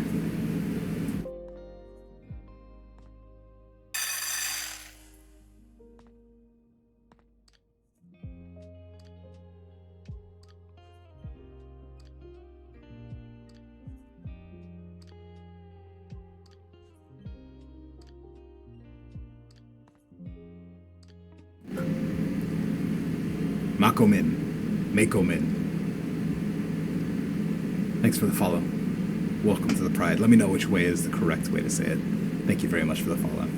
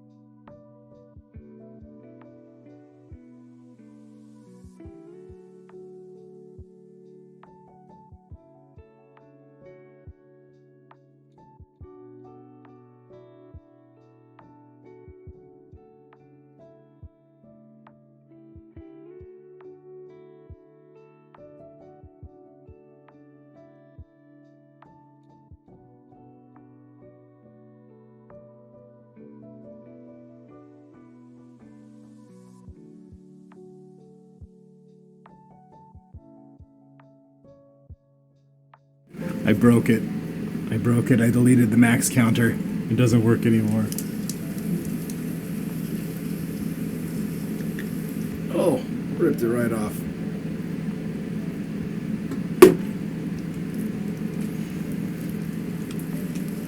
Well, I figured since we weren't timing you out for being out of bed anymore, because it wasn't funny, I didn't need the counter anymore. I didn't think it all the way through.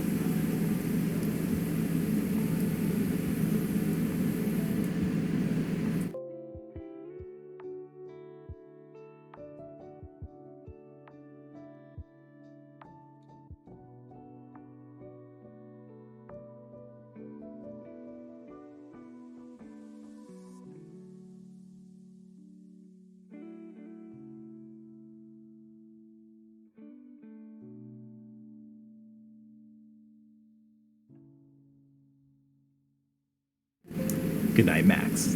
Good job going to bed.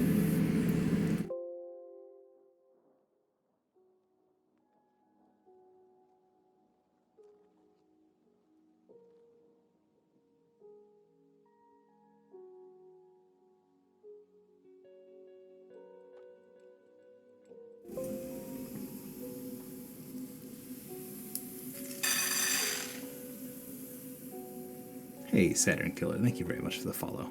Welcome to the Pride.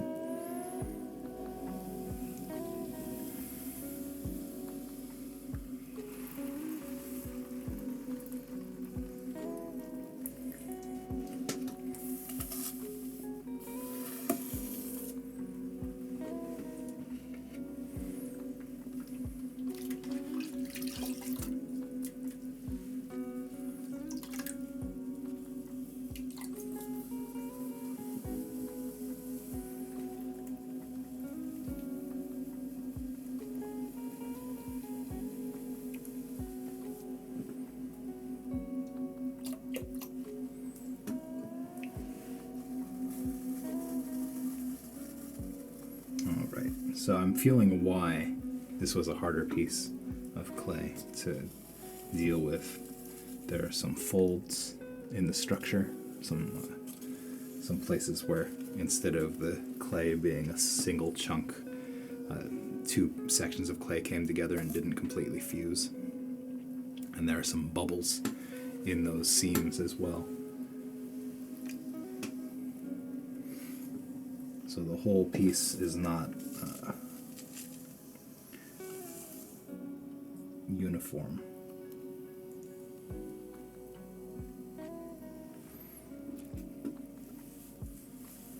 Which means that force applied to one spot is going to have a different effect than force applied on a different spot. And then I end up with raid message. I end up with a wobbly cup because of that disproportionate response to relatively uniform force. So I don't think this one's going to be a mug. Esky Opal coming in with the raid. Welcome, everybody.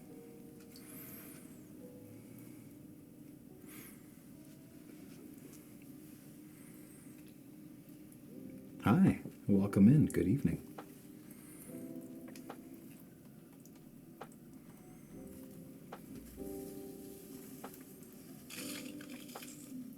What am I going to do here?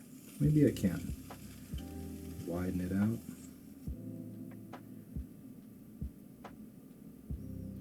Pop some bubbles. Even out the wobble. We'll see. Esky Opal, thank you so much for the raid. I hope you had a good stream. If you want to tell me about it, I'd love to hear about it. Uh-oh. Let's turn that off.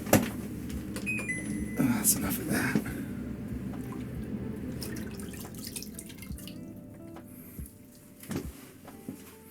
And if not, I understand that post-stream there's a lot of unwinding that needs to be done. I hope somebody who came along will be able to tell me.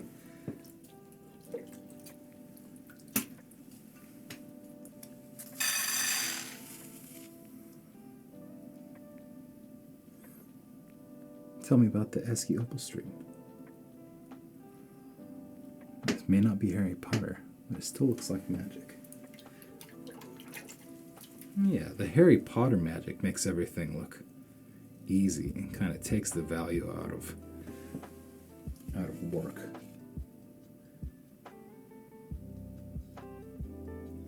And since I am not a Harry Potter,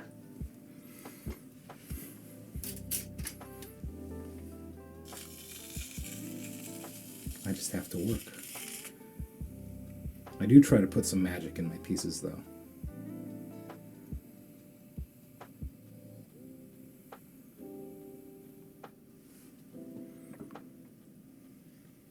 Tales of Arise, an RPG game. Nice.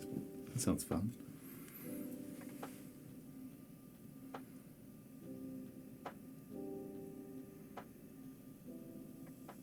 I always thought RPG games would be fun to stream so that you could do all the voice acting, you know.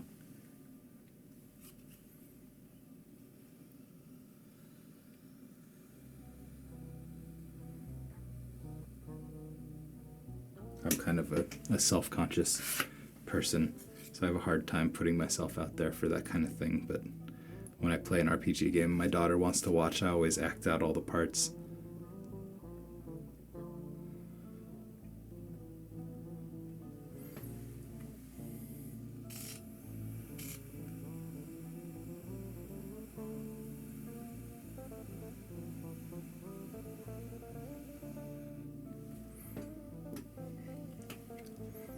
Oh, and everybody who just joined in, don't forget to hit that button, that channel points button, to enter the monthly giveaway. You might as well. It only costs 1 point. You've got the 1 point.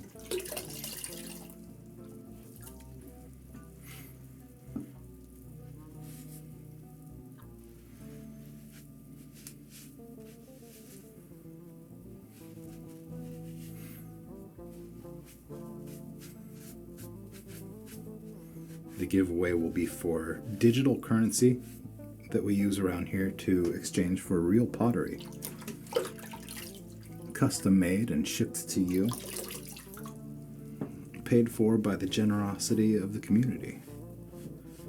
And it's an exciting way for me to get to share my work with people who might not otherwise be able to justify spending money on handmade pottery. Handmade crafts can be expensive to buy sometimes. If you're in a spot where a $30 mug doesn't make sense because you can get a mug at the dollar store, then that's the kind of opportunity I love to have to share my work with people. Spaghettiras, welcome back. Hi.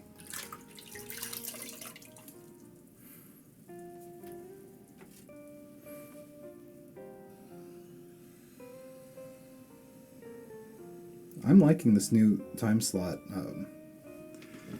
because we're coming up on the end of when I'd normally stream. I usually do about a 3-hour stream, which means I have about 15 minutes left to my intended stream time. And I feel great. I feel like I could keep going. I do have familial responsibilities, so if I do keep going, it won't be for long.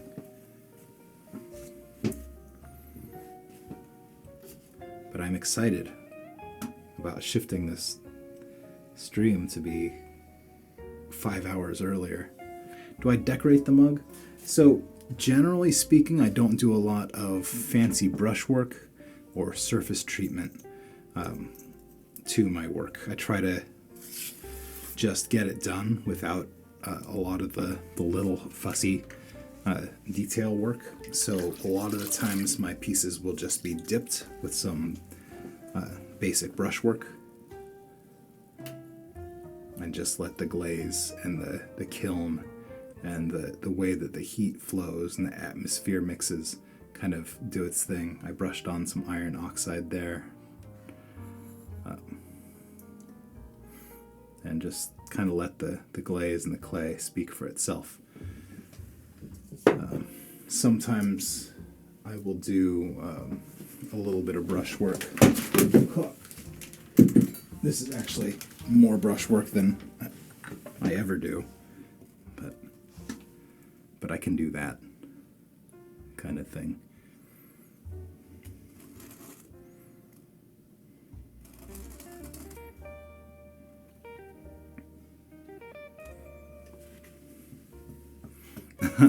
That seems to be the way it goes, huh, Dig? You call out a raid target, like, all right, you guys, thanks so much for hanging out with me.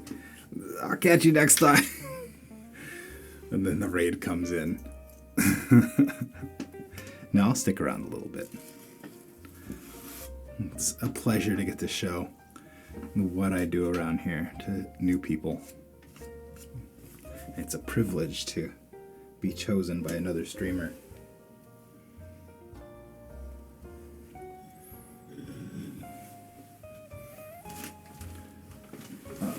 And these mugs, to continue answering that question, will receive a custom badge.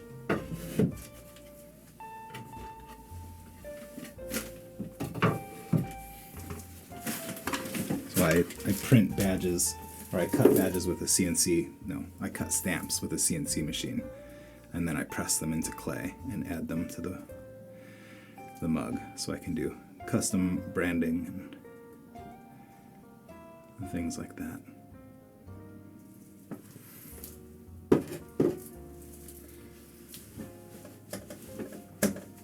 But a lot of my work, again, is just going to be like, I'll dip it in one glaze and then dip it in another glaze so that you get that interplay.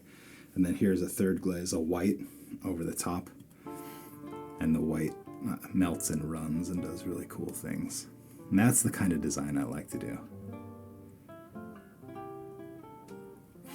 Ooh. Nice. My work has gotten so much better since that mug that I sent. I think I sent her 2 mugs. One to use and one that was like a complicated showpiece. Did you use the simple one? Or did you use the double-walled one with all the notes carved into it?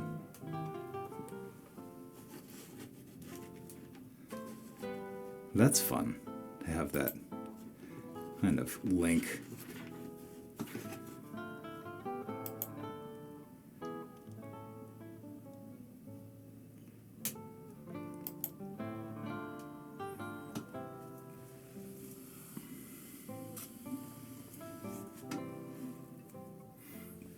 Yeah, that was a good one. I tried to pick one that would reflect my ideas, like what I like to make with pottery. So very simple, roughly thrown, but still well-balanced piece.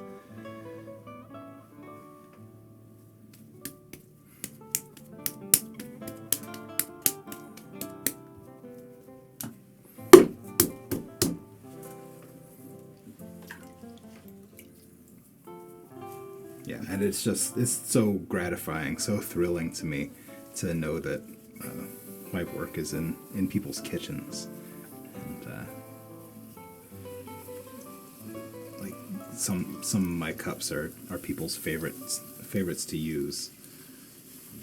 Some of my mugs get used every day. That's just such a good feeling. So thanks to everybody who is helping support the stream, whether you're just here watching or if you subscribe to the channel, or any of the many ways that one can contribute to a stream. Thank you, because it helps me be able to share my work with more people.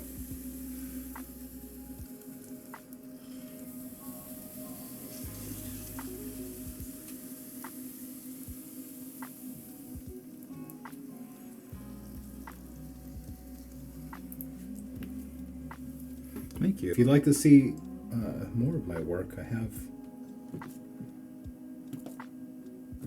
an Instagram. I haven't updated it in a while, but still got some pretty pictures in there, if that's something you're interested in. Another troublesome piece. I think some of these pieces of clay that I'm working on, they got wedged into a spiral. So the clay has a direction, and then I cut it into pieces and made balls. So sometimes I think the spiral gets put on the wheel sideways, and I have to tell the clay which way it's supposed to be spinning again. Where if you just take the spiral wedged clay straight off the plaster and put it on the wheel, it's ready to go. It's pretty straightforward. It doesn't fight as much. This clay is fighting me.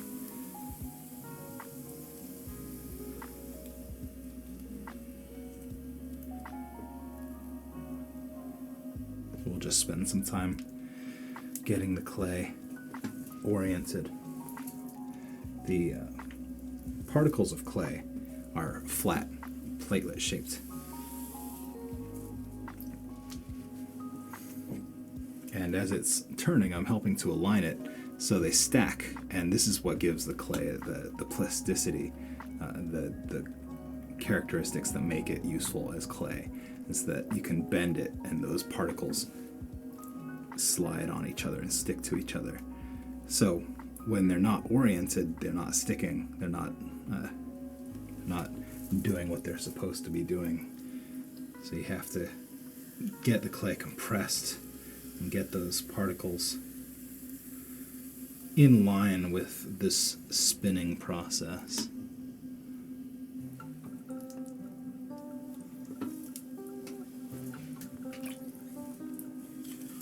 That's something that I take for granted and neglect, I think, pretty frequently in my throwing, because I'm so used to working with clay that has been processed through a pug mill, which does a really good job of prepping it for the wheel.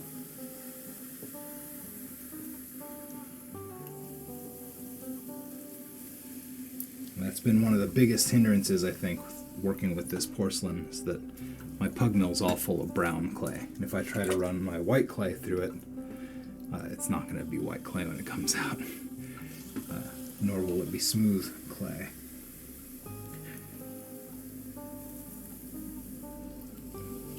Cleaning it out would be a big process. if I decide to suddenly switch and just do porcelain, just do white clays, it would be worth cleaning the pug mill all the way out. But if I'm not going to do that, and I haven't decided to do that yet,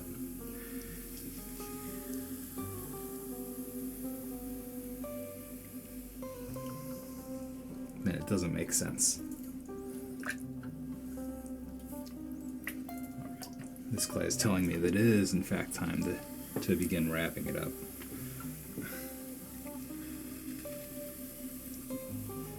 I can't end it on this note, clay. I can't. We're going to have a good throw. You're going to be good.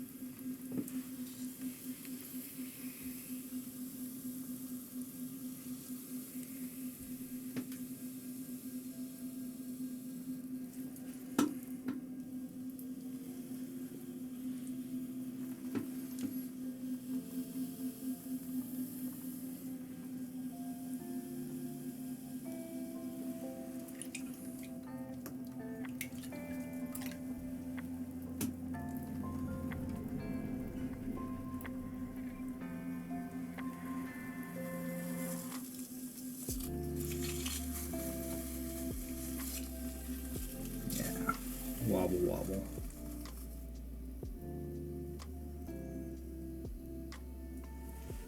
Sometimes I just can't figure out how to get the wobble out. And my tendency is like to try for a certain amount of time and then just move on to the next step. And if it's a little wobbly, it's a little wobbly. The crumbs are here. Welcome in, Raiders. Way bread. Thank you very much for the raid. Welcome in, everybody. You found my pottery studio. It's nice to have you here.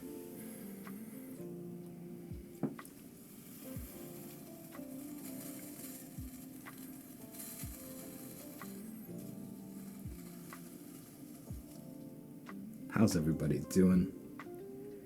You're catching me on a struggle throw. That's all right.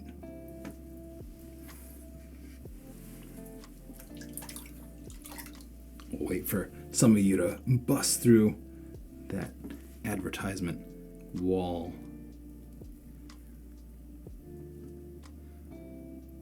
I always imagine it like the banner that a football team charges through. All the Raiders gotta push through that advertisement for Adobe.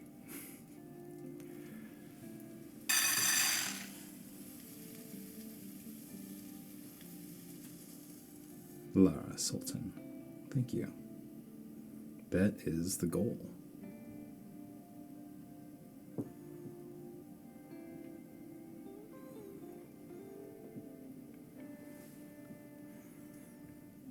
It's a little bit of a wobbly cup.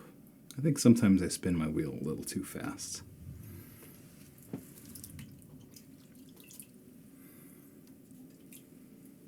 Yeah, welcome, Raiders. It's nice to have you. Waybread, if you're still here, thank you very much. The raid is much appreciated. I hope that you had a good stream. If you want to tell me about your stream, I'm excited to hear what you were doing and how it went. And if you've gone off to take care of post-stream needs, I get that too. Hopefully somebody who came in with Waybread will be able to tell me how the stream went. What was Waybread doing? What was the best part of the stream that you saw?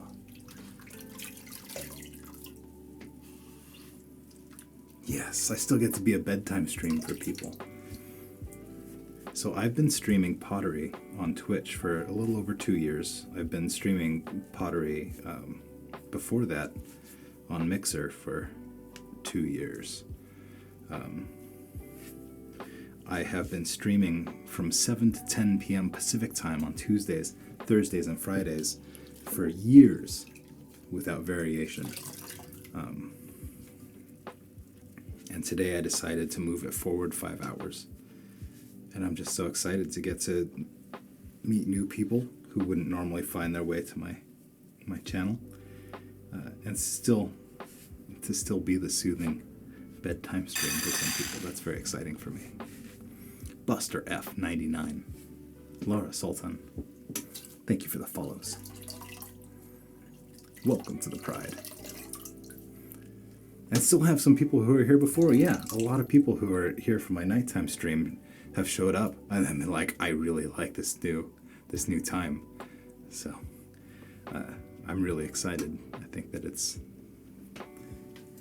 a good spot. You haven't heard of Mixer in a long time. Yeah, I was a Mixer partner.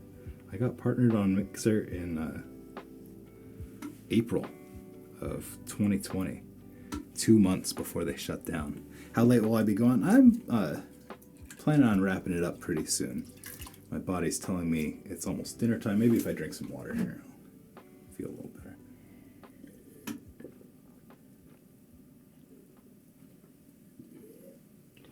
Yep, a little dehydrated. I generally try to do 3-hour streams. I have just family stuff that needs to be taken care of. I need to make sure that I'm present and contributing. And I started at 2, so we are at the 3-hour mark. I have 5 more balls of clay, and I'm not sure how much more endurance, but I do want to get to hang out with some of the people who just came in, show what I do, give them kind of a taste for what the vibe is, and hope that people will be interested in following the channel and coming back again. This is what I do. You're not going to get surprised by a Fortnite stream next time you come online, or you see me come online.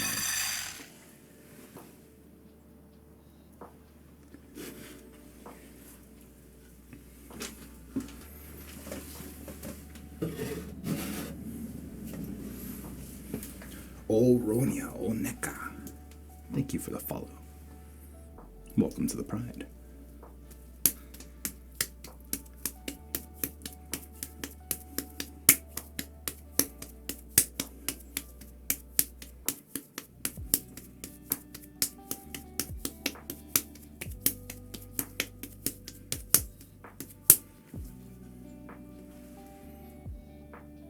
Nice. Yeah. Yeah, I'm excited. This works a little better. It's starting to warm up a little bit in the shop. 78 degrees. That's not like super hot.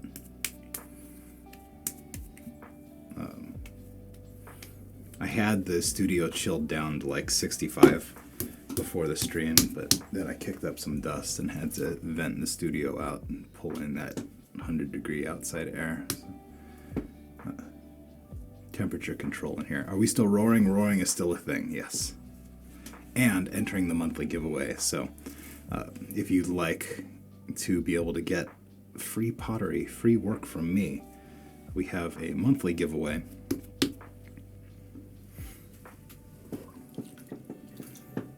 And we have a regular Eminence events as well to help people get the currency they need, the digital currency to exchange for real pottery. So even if you're brand new here, you should have the one channel point it takes to enter the giveaway. Ceramics interest you? If you have any questions, let me know. I'm happy to chat about it. I'm not a master. I'm an enthusiastic hobbyist.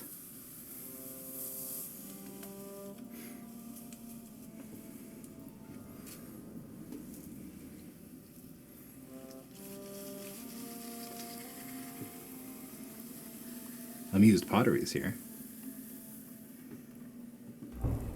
Another one of our Twitch pods.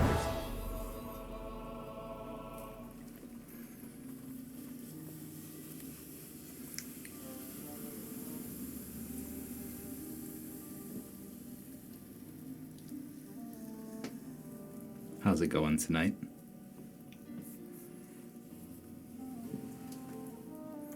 Yeah, if you have any pottery questions, Amused Pottery is here now with vastly more experience than I have.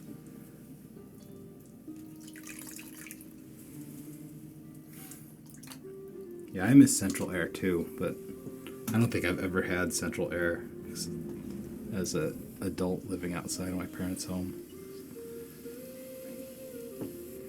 Vent the house out in the morning when it's cold.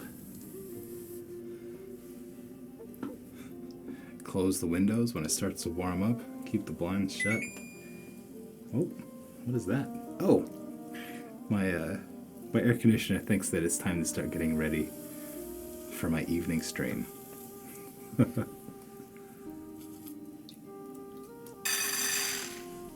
Jam Hologram, thank you very much for the follow.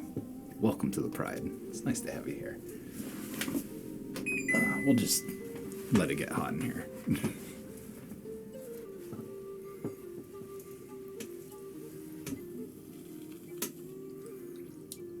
Try a really beginner's version sometime.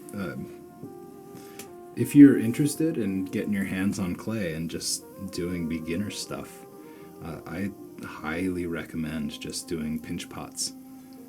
It's a great way to build hand strength and to kind of learn how clay moves and what works and what doesn't, as far as handling the clay, getting it to do what you want.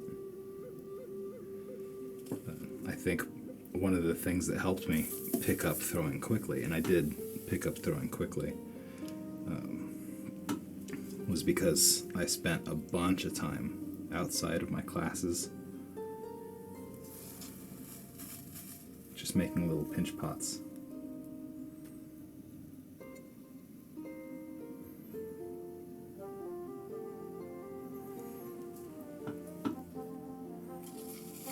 This is your time to catch up from winter bills. Yeah, that's reasonable. Yeah, I use air conditioner out here because it's such a small space. I can bring this room down to 65 in short order, especially if I'm not sitting in here being a biological space heater of the bubble.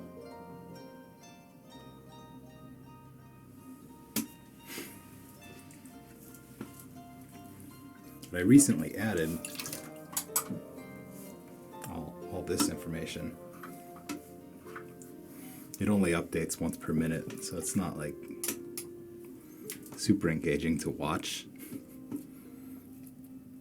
But hopefully it kind of gives you a sense of what's going on in the studio. The first one is temperature in Fahrenheit. The second one is relative humidity. The third one is the CO2, which is getting on the high side, but not too bad yet. Saturn Killer, hope to see you again soon. Thanks for hanging out with me. I'll be back again Thursday, 2 o'clock.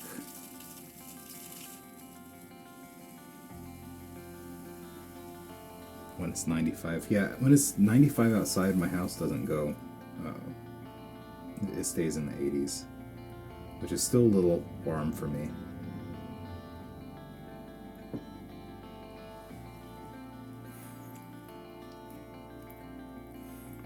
But lately I've been cooling down the studio on really hot days and then just telling my family, come out here, set up a chair. You're gonna knit? I've got a corner for you. I've got a nice comfy chair you can sit in. You want to draw? I've got a spot where you can draw.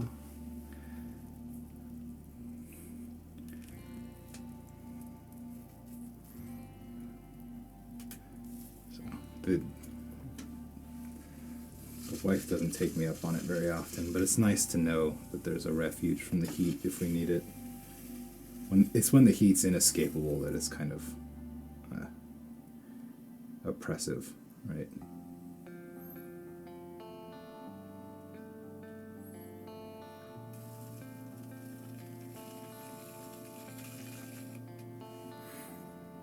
Okay, I think I'm going to throw this. I'm going to wrap it up. So maybe with a little bit of didgeridoo for people just coming in. You can catch some doot doot time.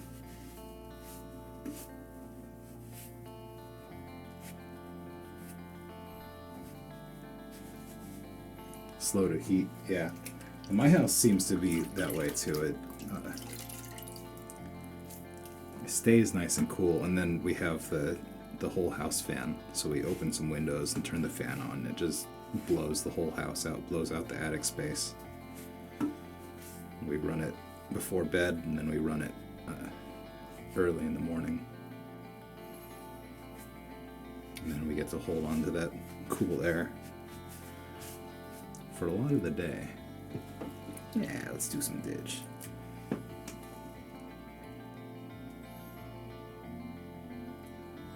There are going to be some new people here who are confused. There are going to be some new people here who are annoyed and leave and never come back again. And there are going to be some new people who enjoy the didgeridoo experience.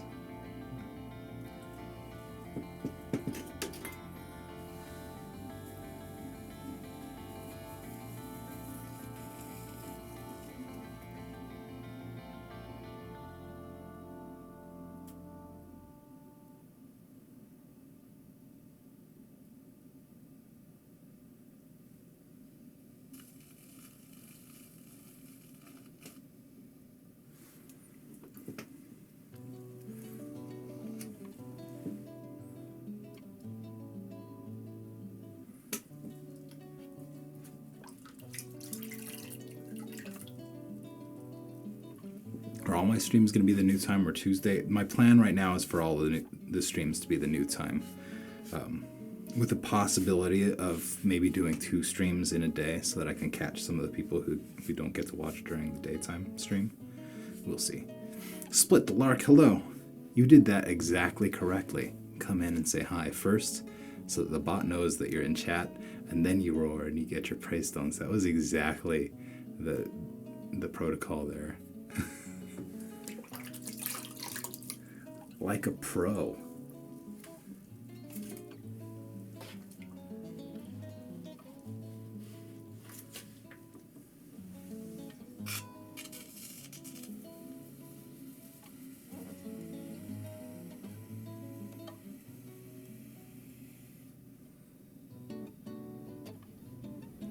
So now we're going for a rounder body shape.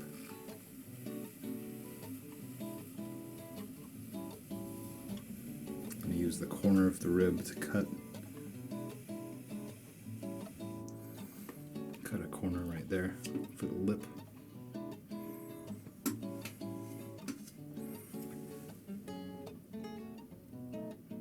Hey, it just works better, especially when the correctly is like because there's a computer program that needs help to accomplish its purpose.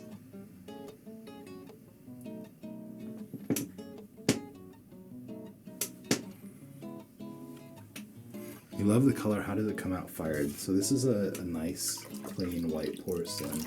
I'm trying to find a sample of it nearby. I think that's Glacia. So it's hard to talk about the fine shades of white on a webcam. There's where some of the glaze got wiped off, and here's the foot.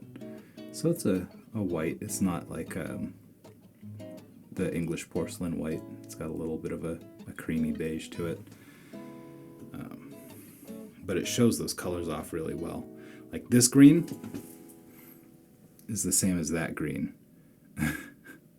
But this is on a dark stoneware with a lot of iron in it, and this is a porcelain.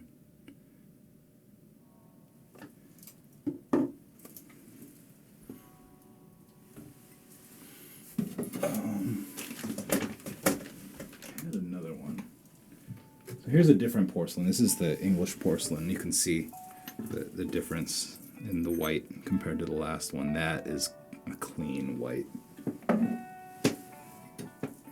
This is that this one comes out more creamy, I guess, off white. That English porcelain is like toilet bowl porcelain white. That's expensive. That's an expensive clay.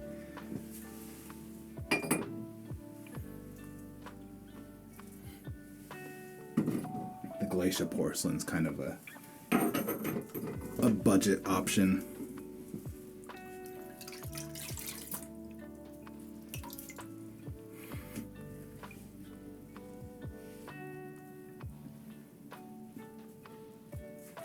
What a comparison for something making food safe. Toilet bowl white. Well, toilet bowl white is like one of the concerns that people have when they use that porcelain. It's like it's too white. It needs something to not look like a toilet. But it really depends on what you're going for. I think that white, like unglazed white, is really interesting because it's not glossy. It's got that matte bare clay texture, but it's still so like it's vitrified from the high fire. It's a clean white. It's just really nice. Hey, Amused Pottery, have a good night. Thanks for raiding and hanging out while you did your post-stream cleanup. Hope you're doing well. Have a good night.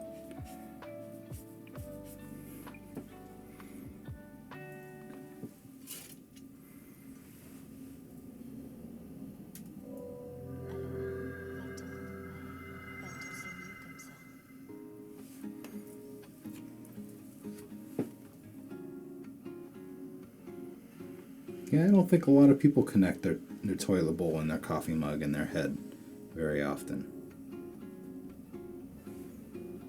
Toilet bowls and teacups.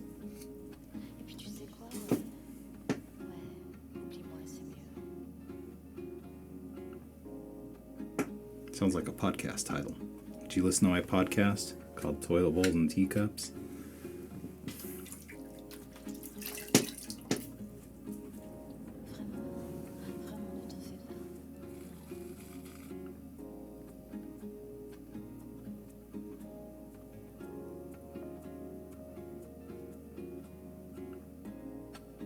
I'm not sure I could actually sustain a conversation about pottery. Pink toilet.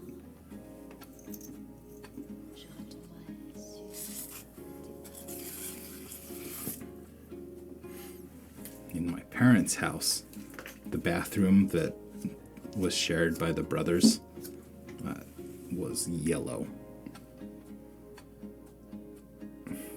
A yellow toilet. And a yellow sink. And a yellow bathtub. They were matching. I want you to just put yourself in the mindset of the person who made this design decision. It's like yellow.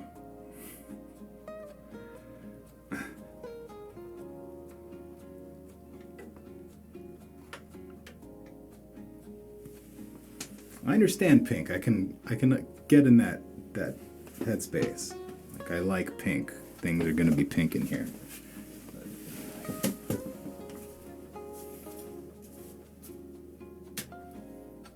Was it like they're just gonna pee on this anyway? Let's just make it yellow. Was that the thought process?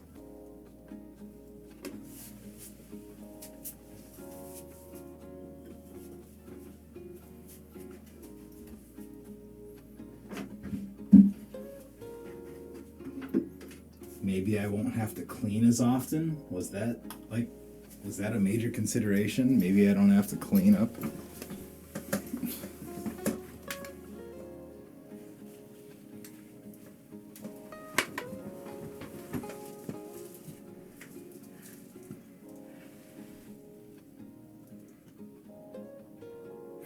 Yeah, Kay, I sometimes think about that too. Like, and there are like they mine out materials on a regular basis. Like there are things that are in glaze making books that you can like go out and try to make the glazes. and then you discover, oh, I have to use a substitute because there's no more. There's no more of that. They mined it out. It's all gone. So there's a certain amount of like respect that you have to have for the material, I think, to be responsible.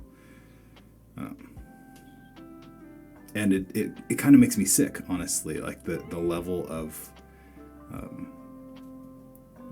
mass production that's gone on, the amount of material that's been created with no respect for anything except for making that dollar. It hurts. I'm going to play a little didgeridoo now, so I will not be able to chat with you because I'm going to be playing didgeridoo. So we'll chat afterward when my lips are all puffy and I look kind of weird.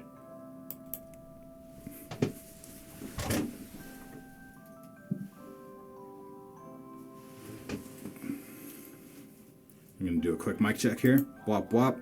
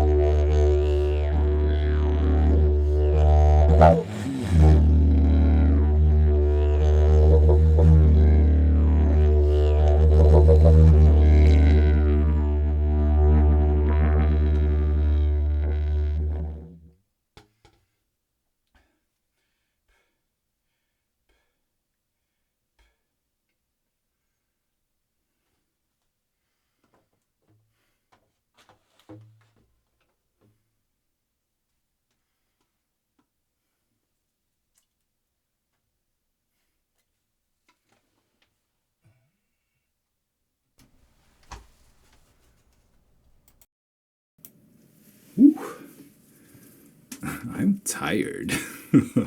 That was, I'm all sweaty now. That was a lot of work. Hey, thank you, everybody. Thanks a lot. There's a reason I do that at the end of the streams, and it's because of this. Because of this.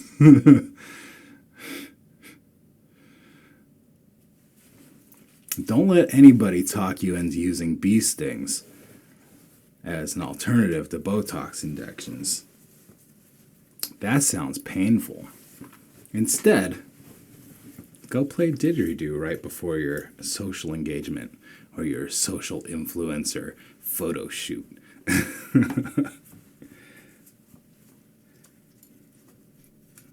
If you need your lips to look puffy and swollen, try didgeridoo. Oh. Ooh, that was fun. And thank you all so much for the kind words, the feedback and affirmation. That's it means a lot to me. So thank you very much. I like sharing that. I'm kind of a self-conscious person. I have a hard time putting myself out there, especially in things like music.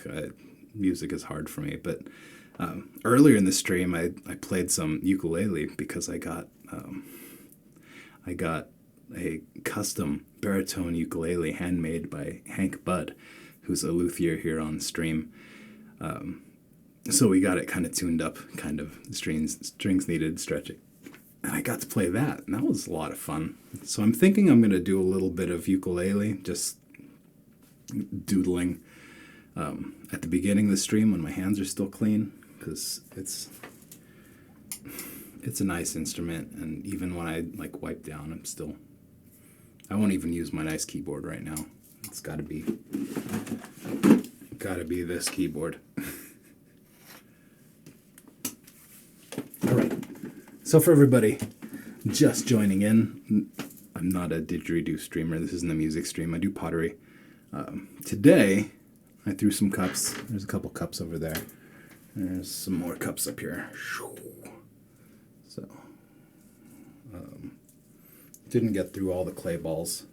There's 4 more here. You have that keyboard, but do you have the 7 pounds of clay embedded into it? It's a fine keyboard.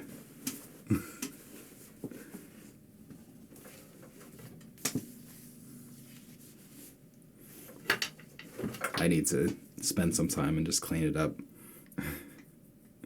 That might be one of those things where I have to do a stream just to keep me interested in it. And have people keep me company while I take apart a keyboard and pull out like the carpet of dog hair, 10-year-old dog hair that's in there.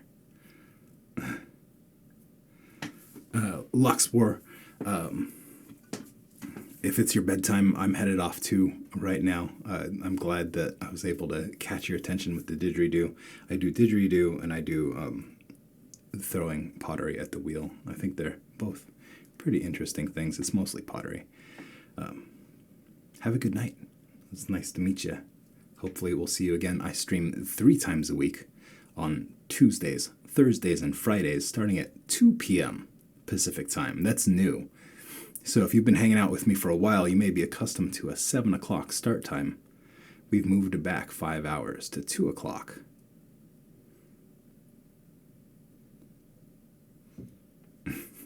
Works with massive amounts of dry clay inside. Yeah, I've been looking at those waterproof ones for like industrial spaces. That may be what I need.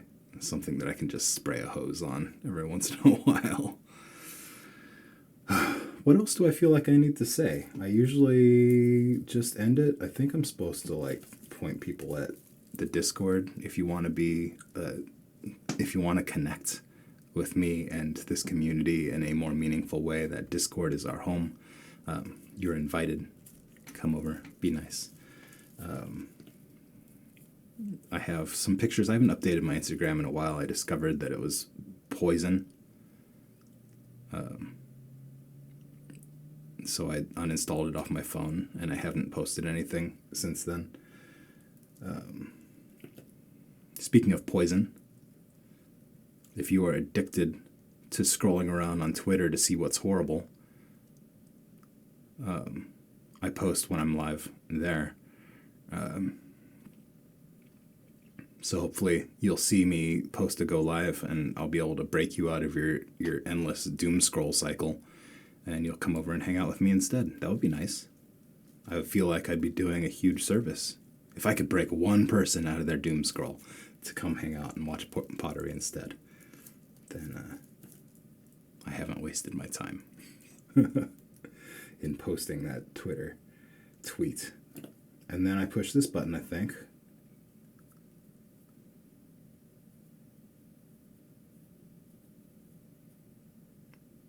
Poison in the addict way or poison in the data steal way? I mean, if you go there, you're giving your data away. It's not stealing when you know they're taking it. More poison in that it's, yes, addictive. The way that they have their reels set up is terrible way to spend your time. But also like the influencers that they prop up, that they put in your face will absolutely mess you up. Whether you're a teenage girl or not. I got image issues from scrolling Instagram. I'm an old man. Like, it's not a good place to be.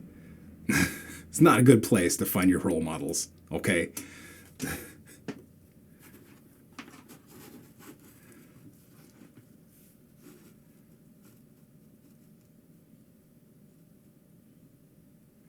White in a body shop. Greasy, greasy.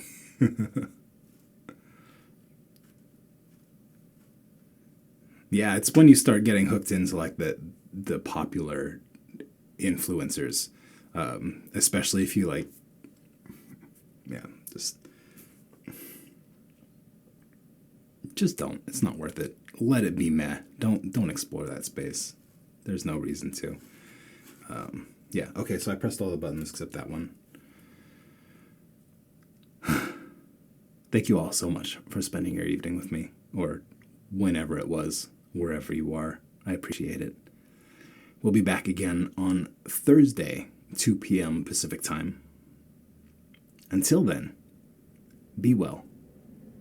Take care of each other. What a great stream tonight. Waybread, thank you so much for coming back out of that secret lurk. I appreciate it. Hanging out with me. I don't know if you heard all the thank yous, but there were thank yous. Have a good night, everybody. I'll see you next time. Oh, I am going to try and raid somebody, so if you want to, like, leave a tab up while I do that so that we can go and drop some numbers on somebody, that would be lovely, but absolutely not necessary. I think we should go say hi to Baybros. We're going Baybros. Talented artist. Lovely personality, especially for the stream space.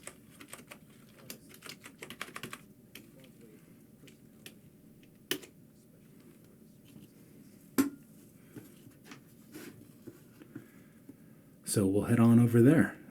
If you have... I need to make some free emotes. I'm so behind on the emote game. But if you want to go in there and roar at her, or just say hi. There's that. I'll see you. We're jumping now. Jump, jump, jump.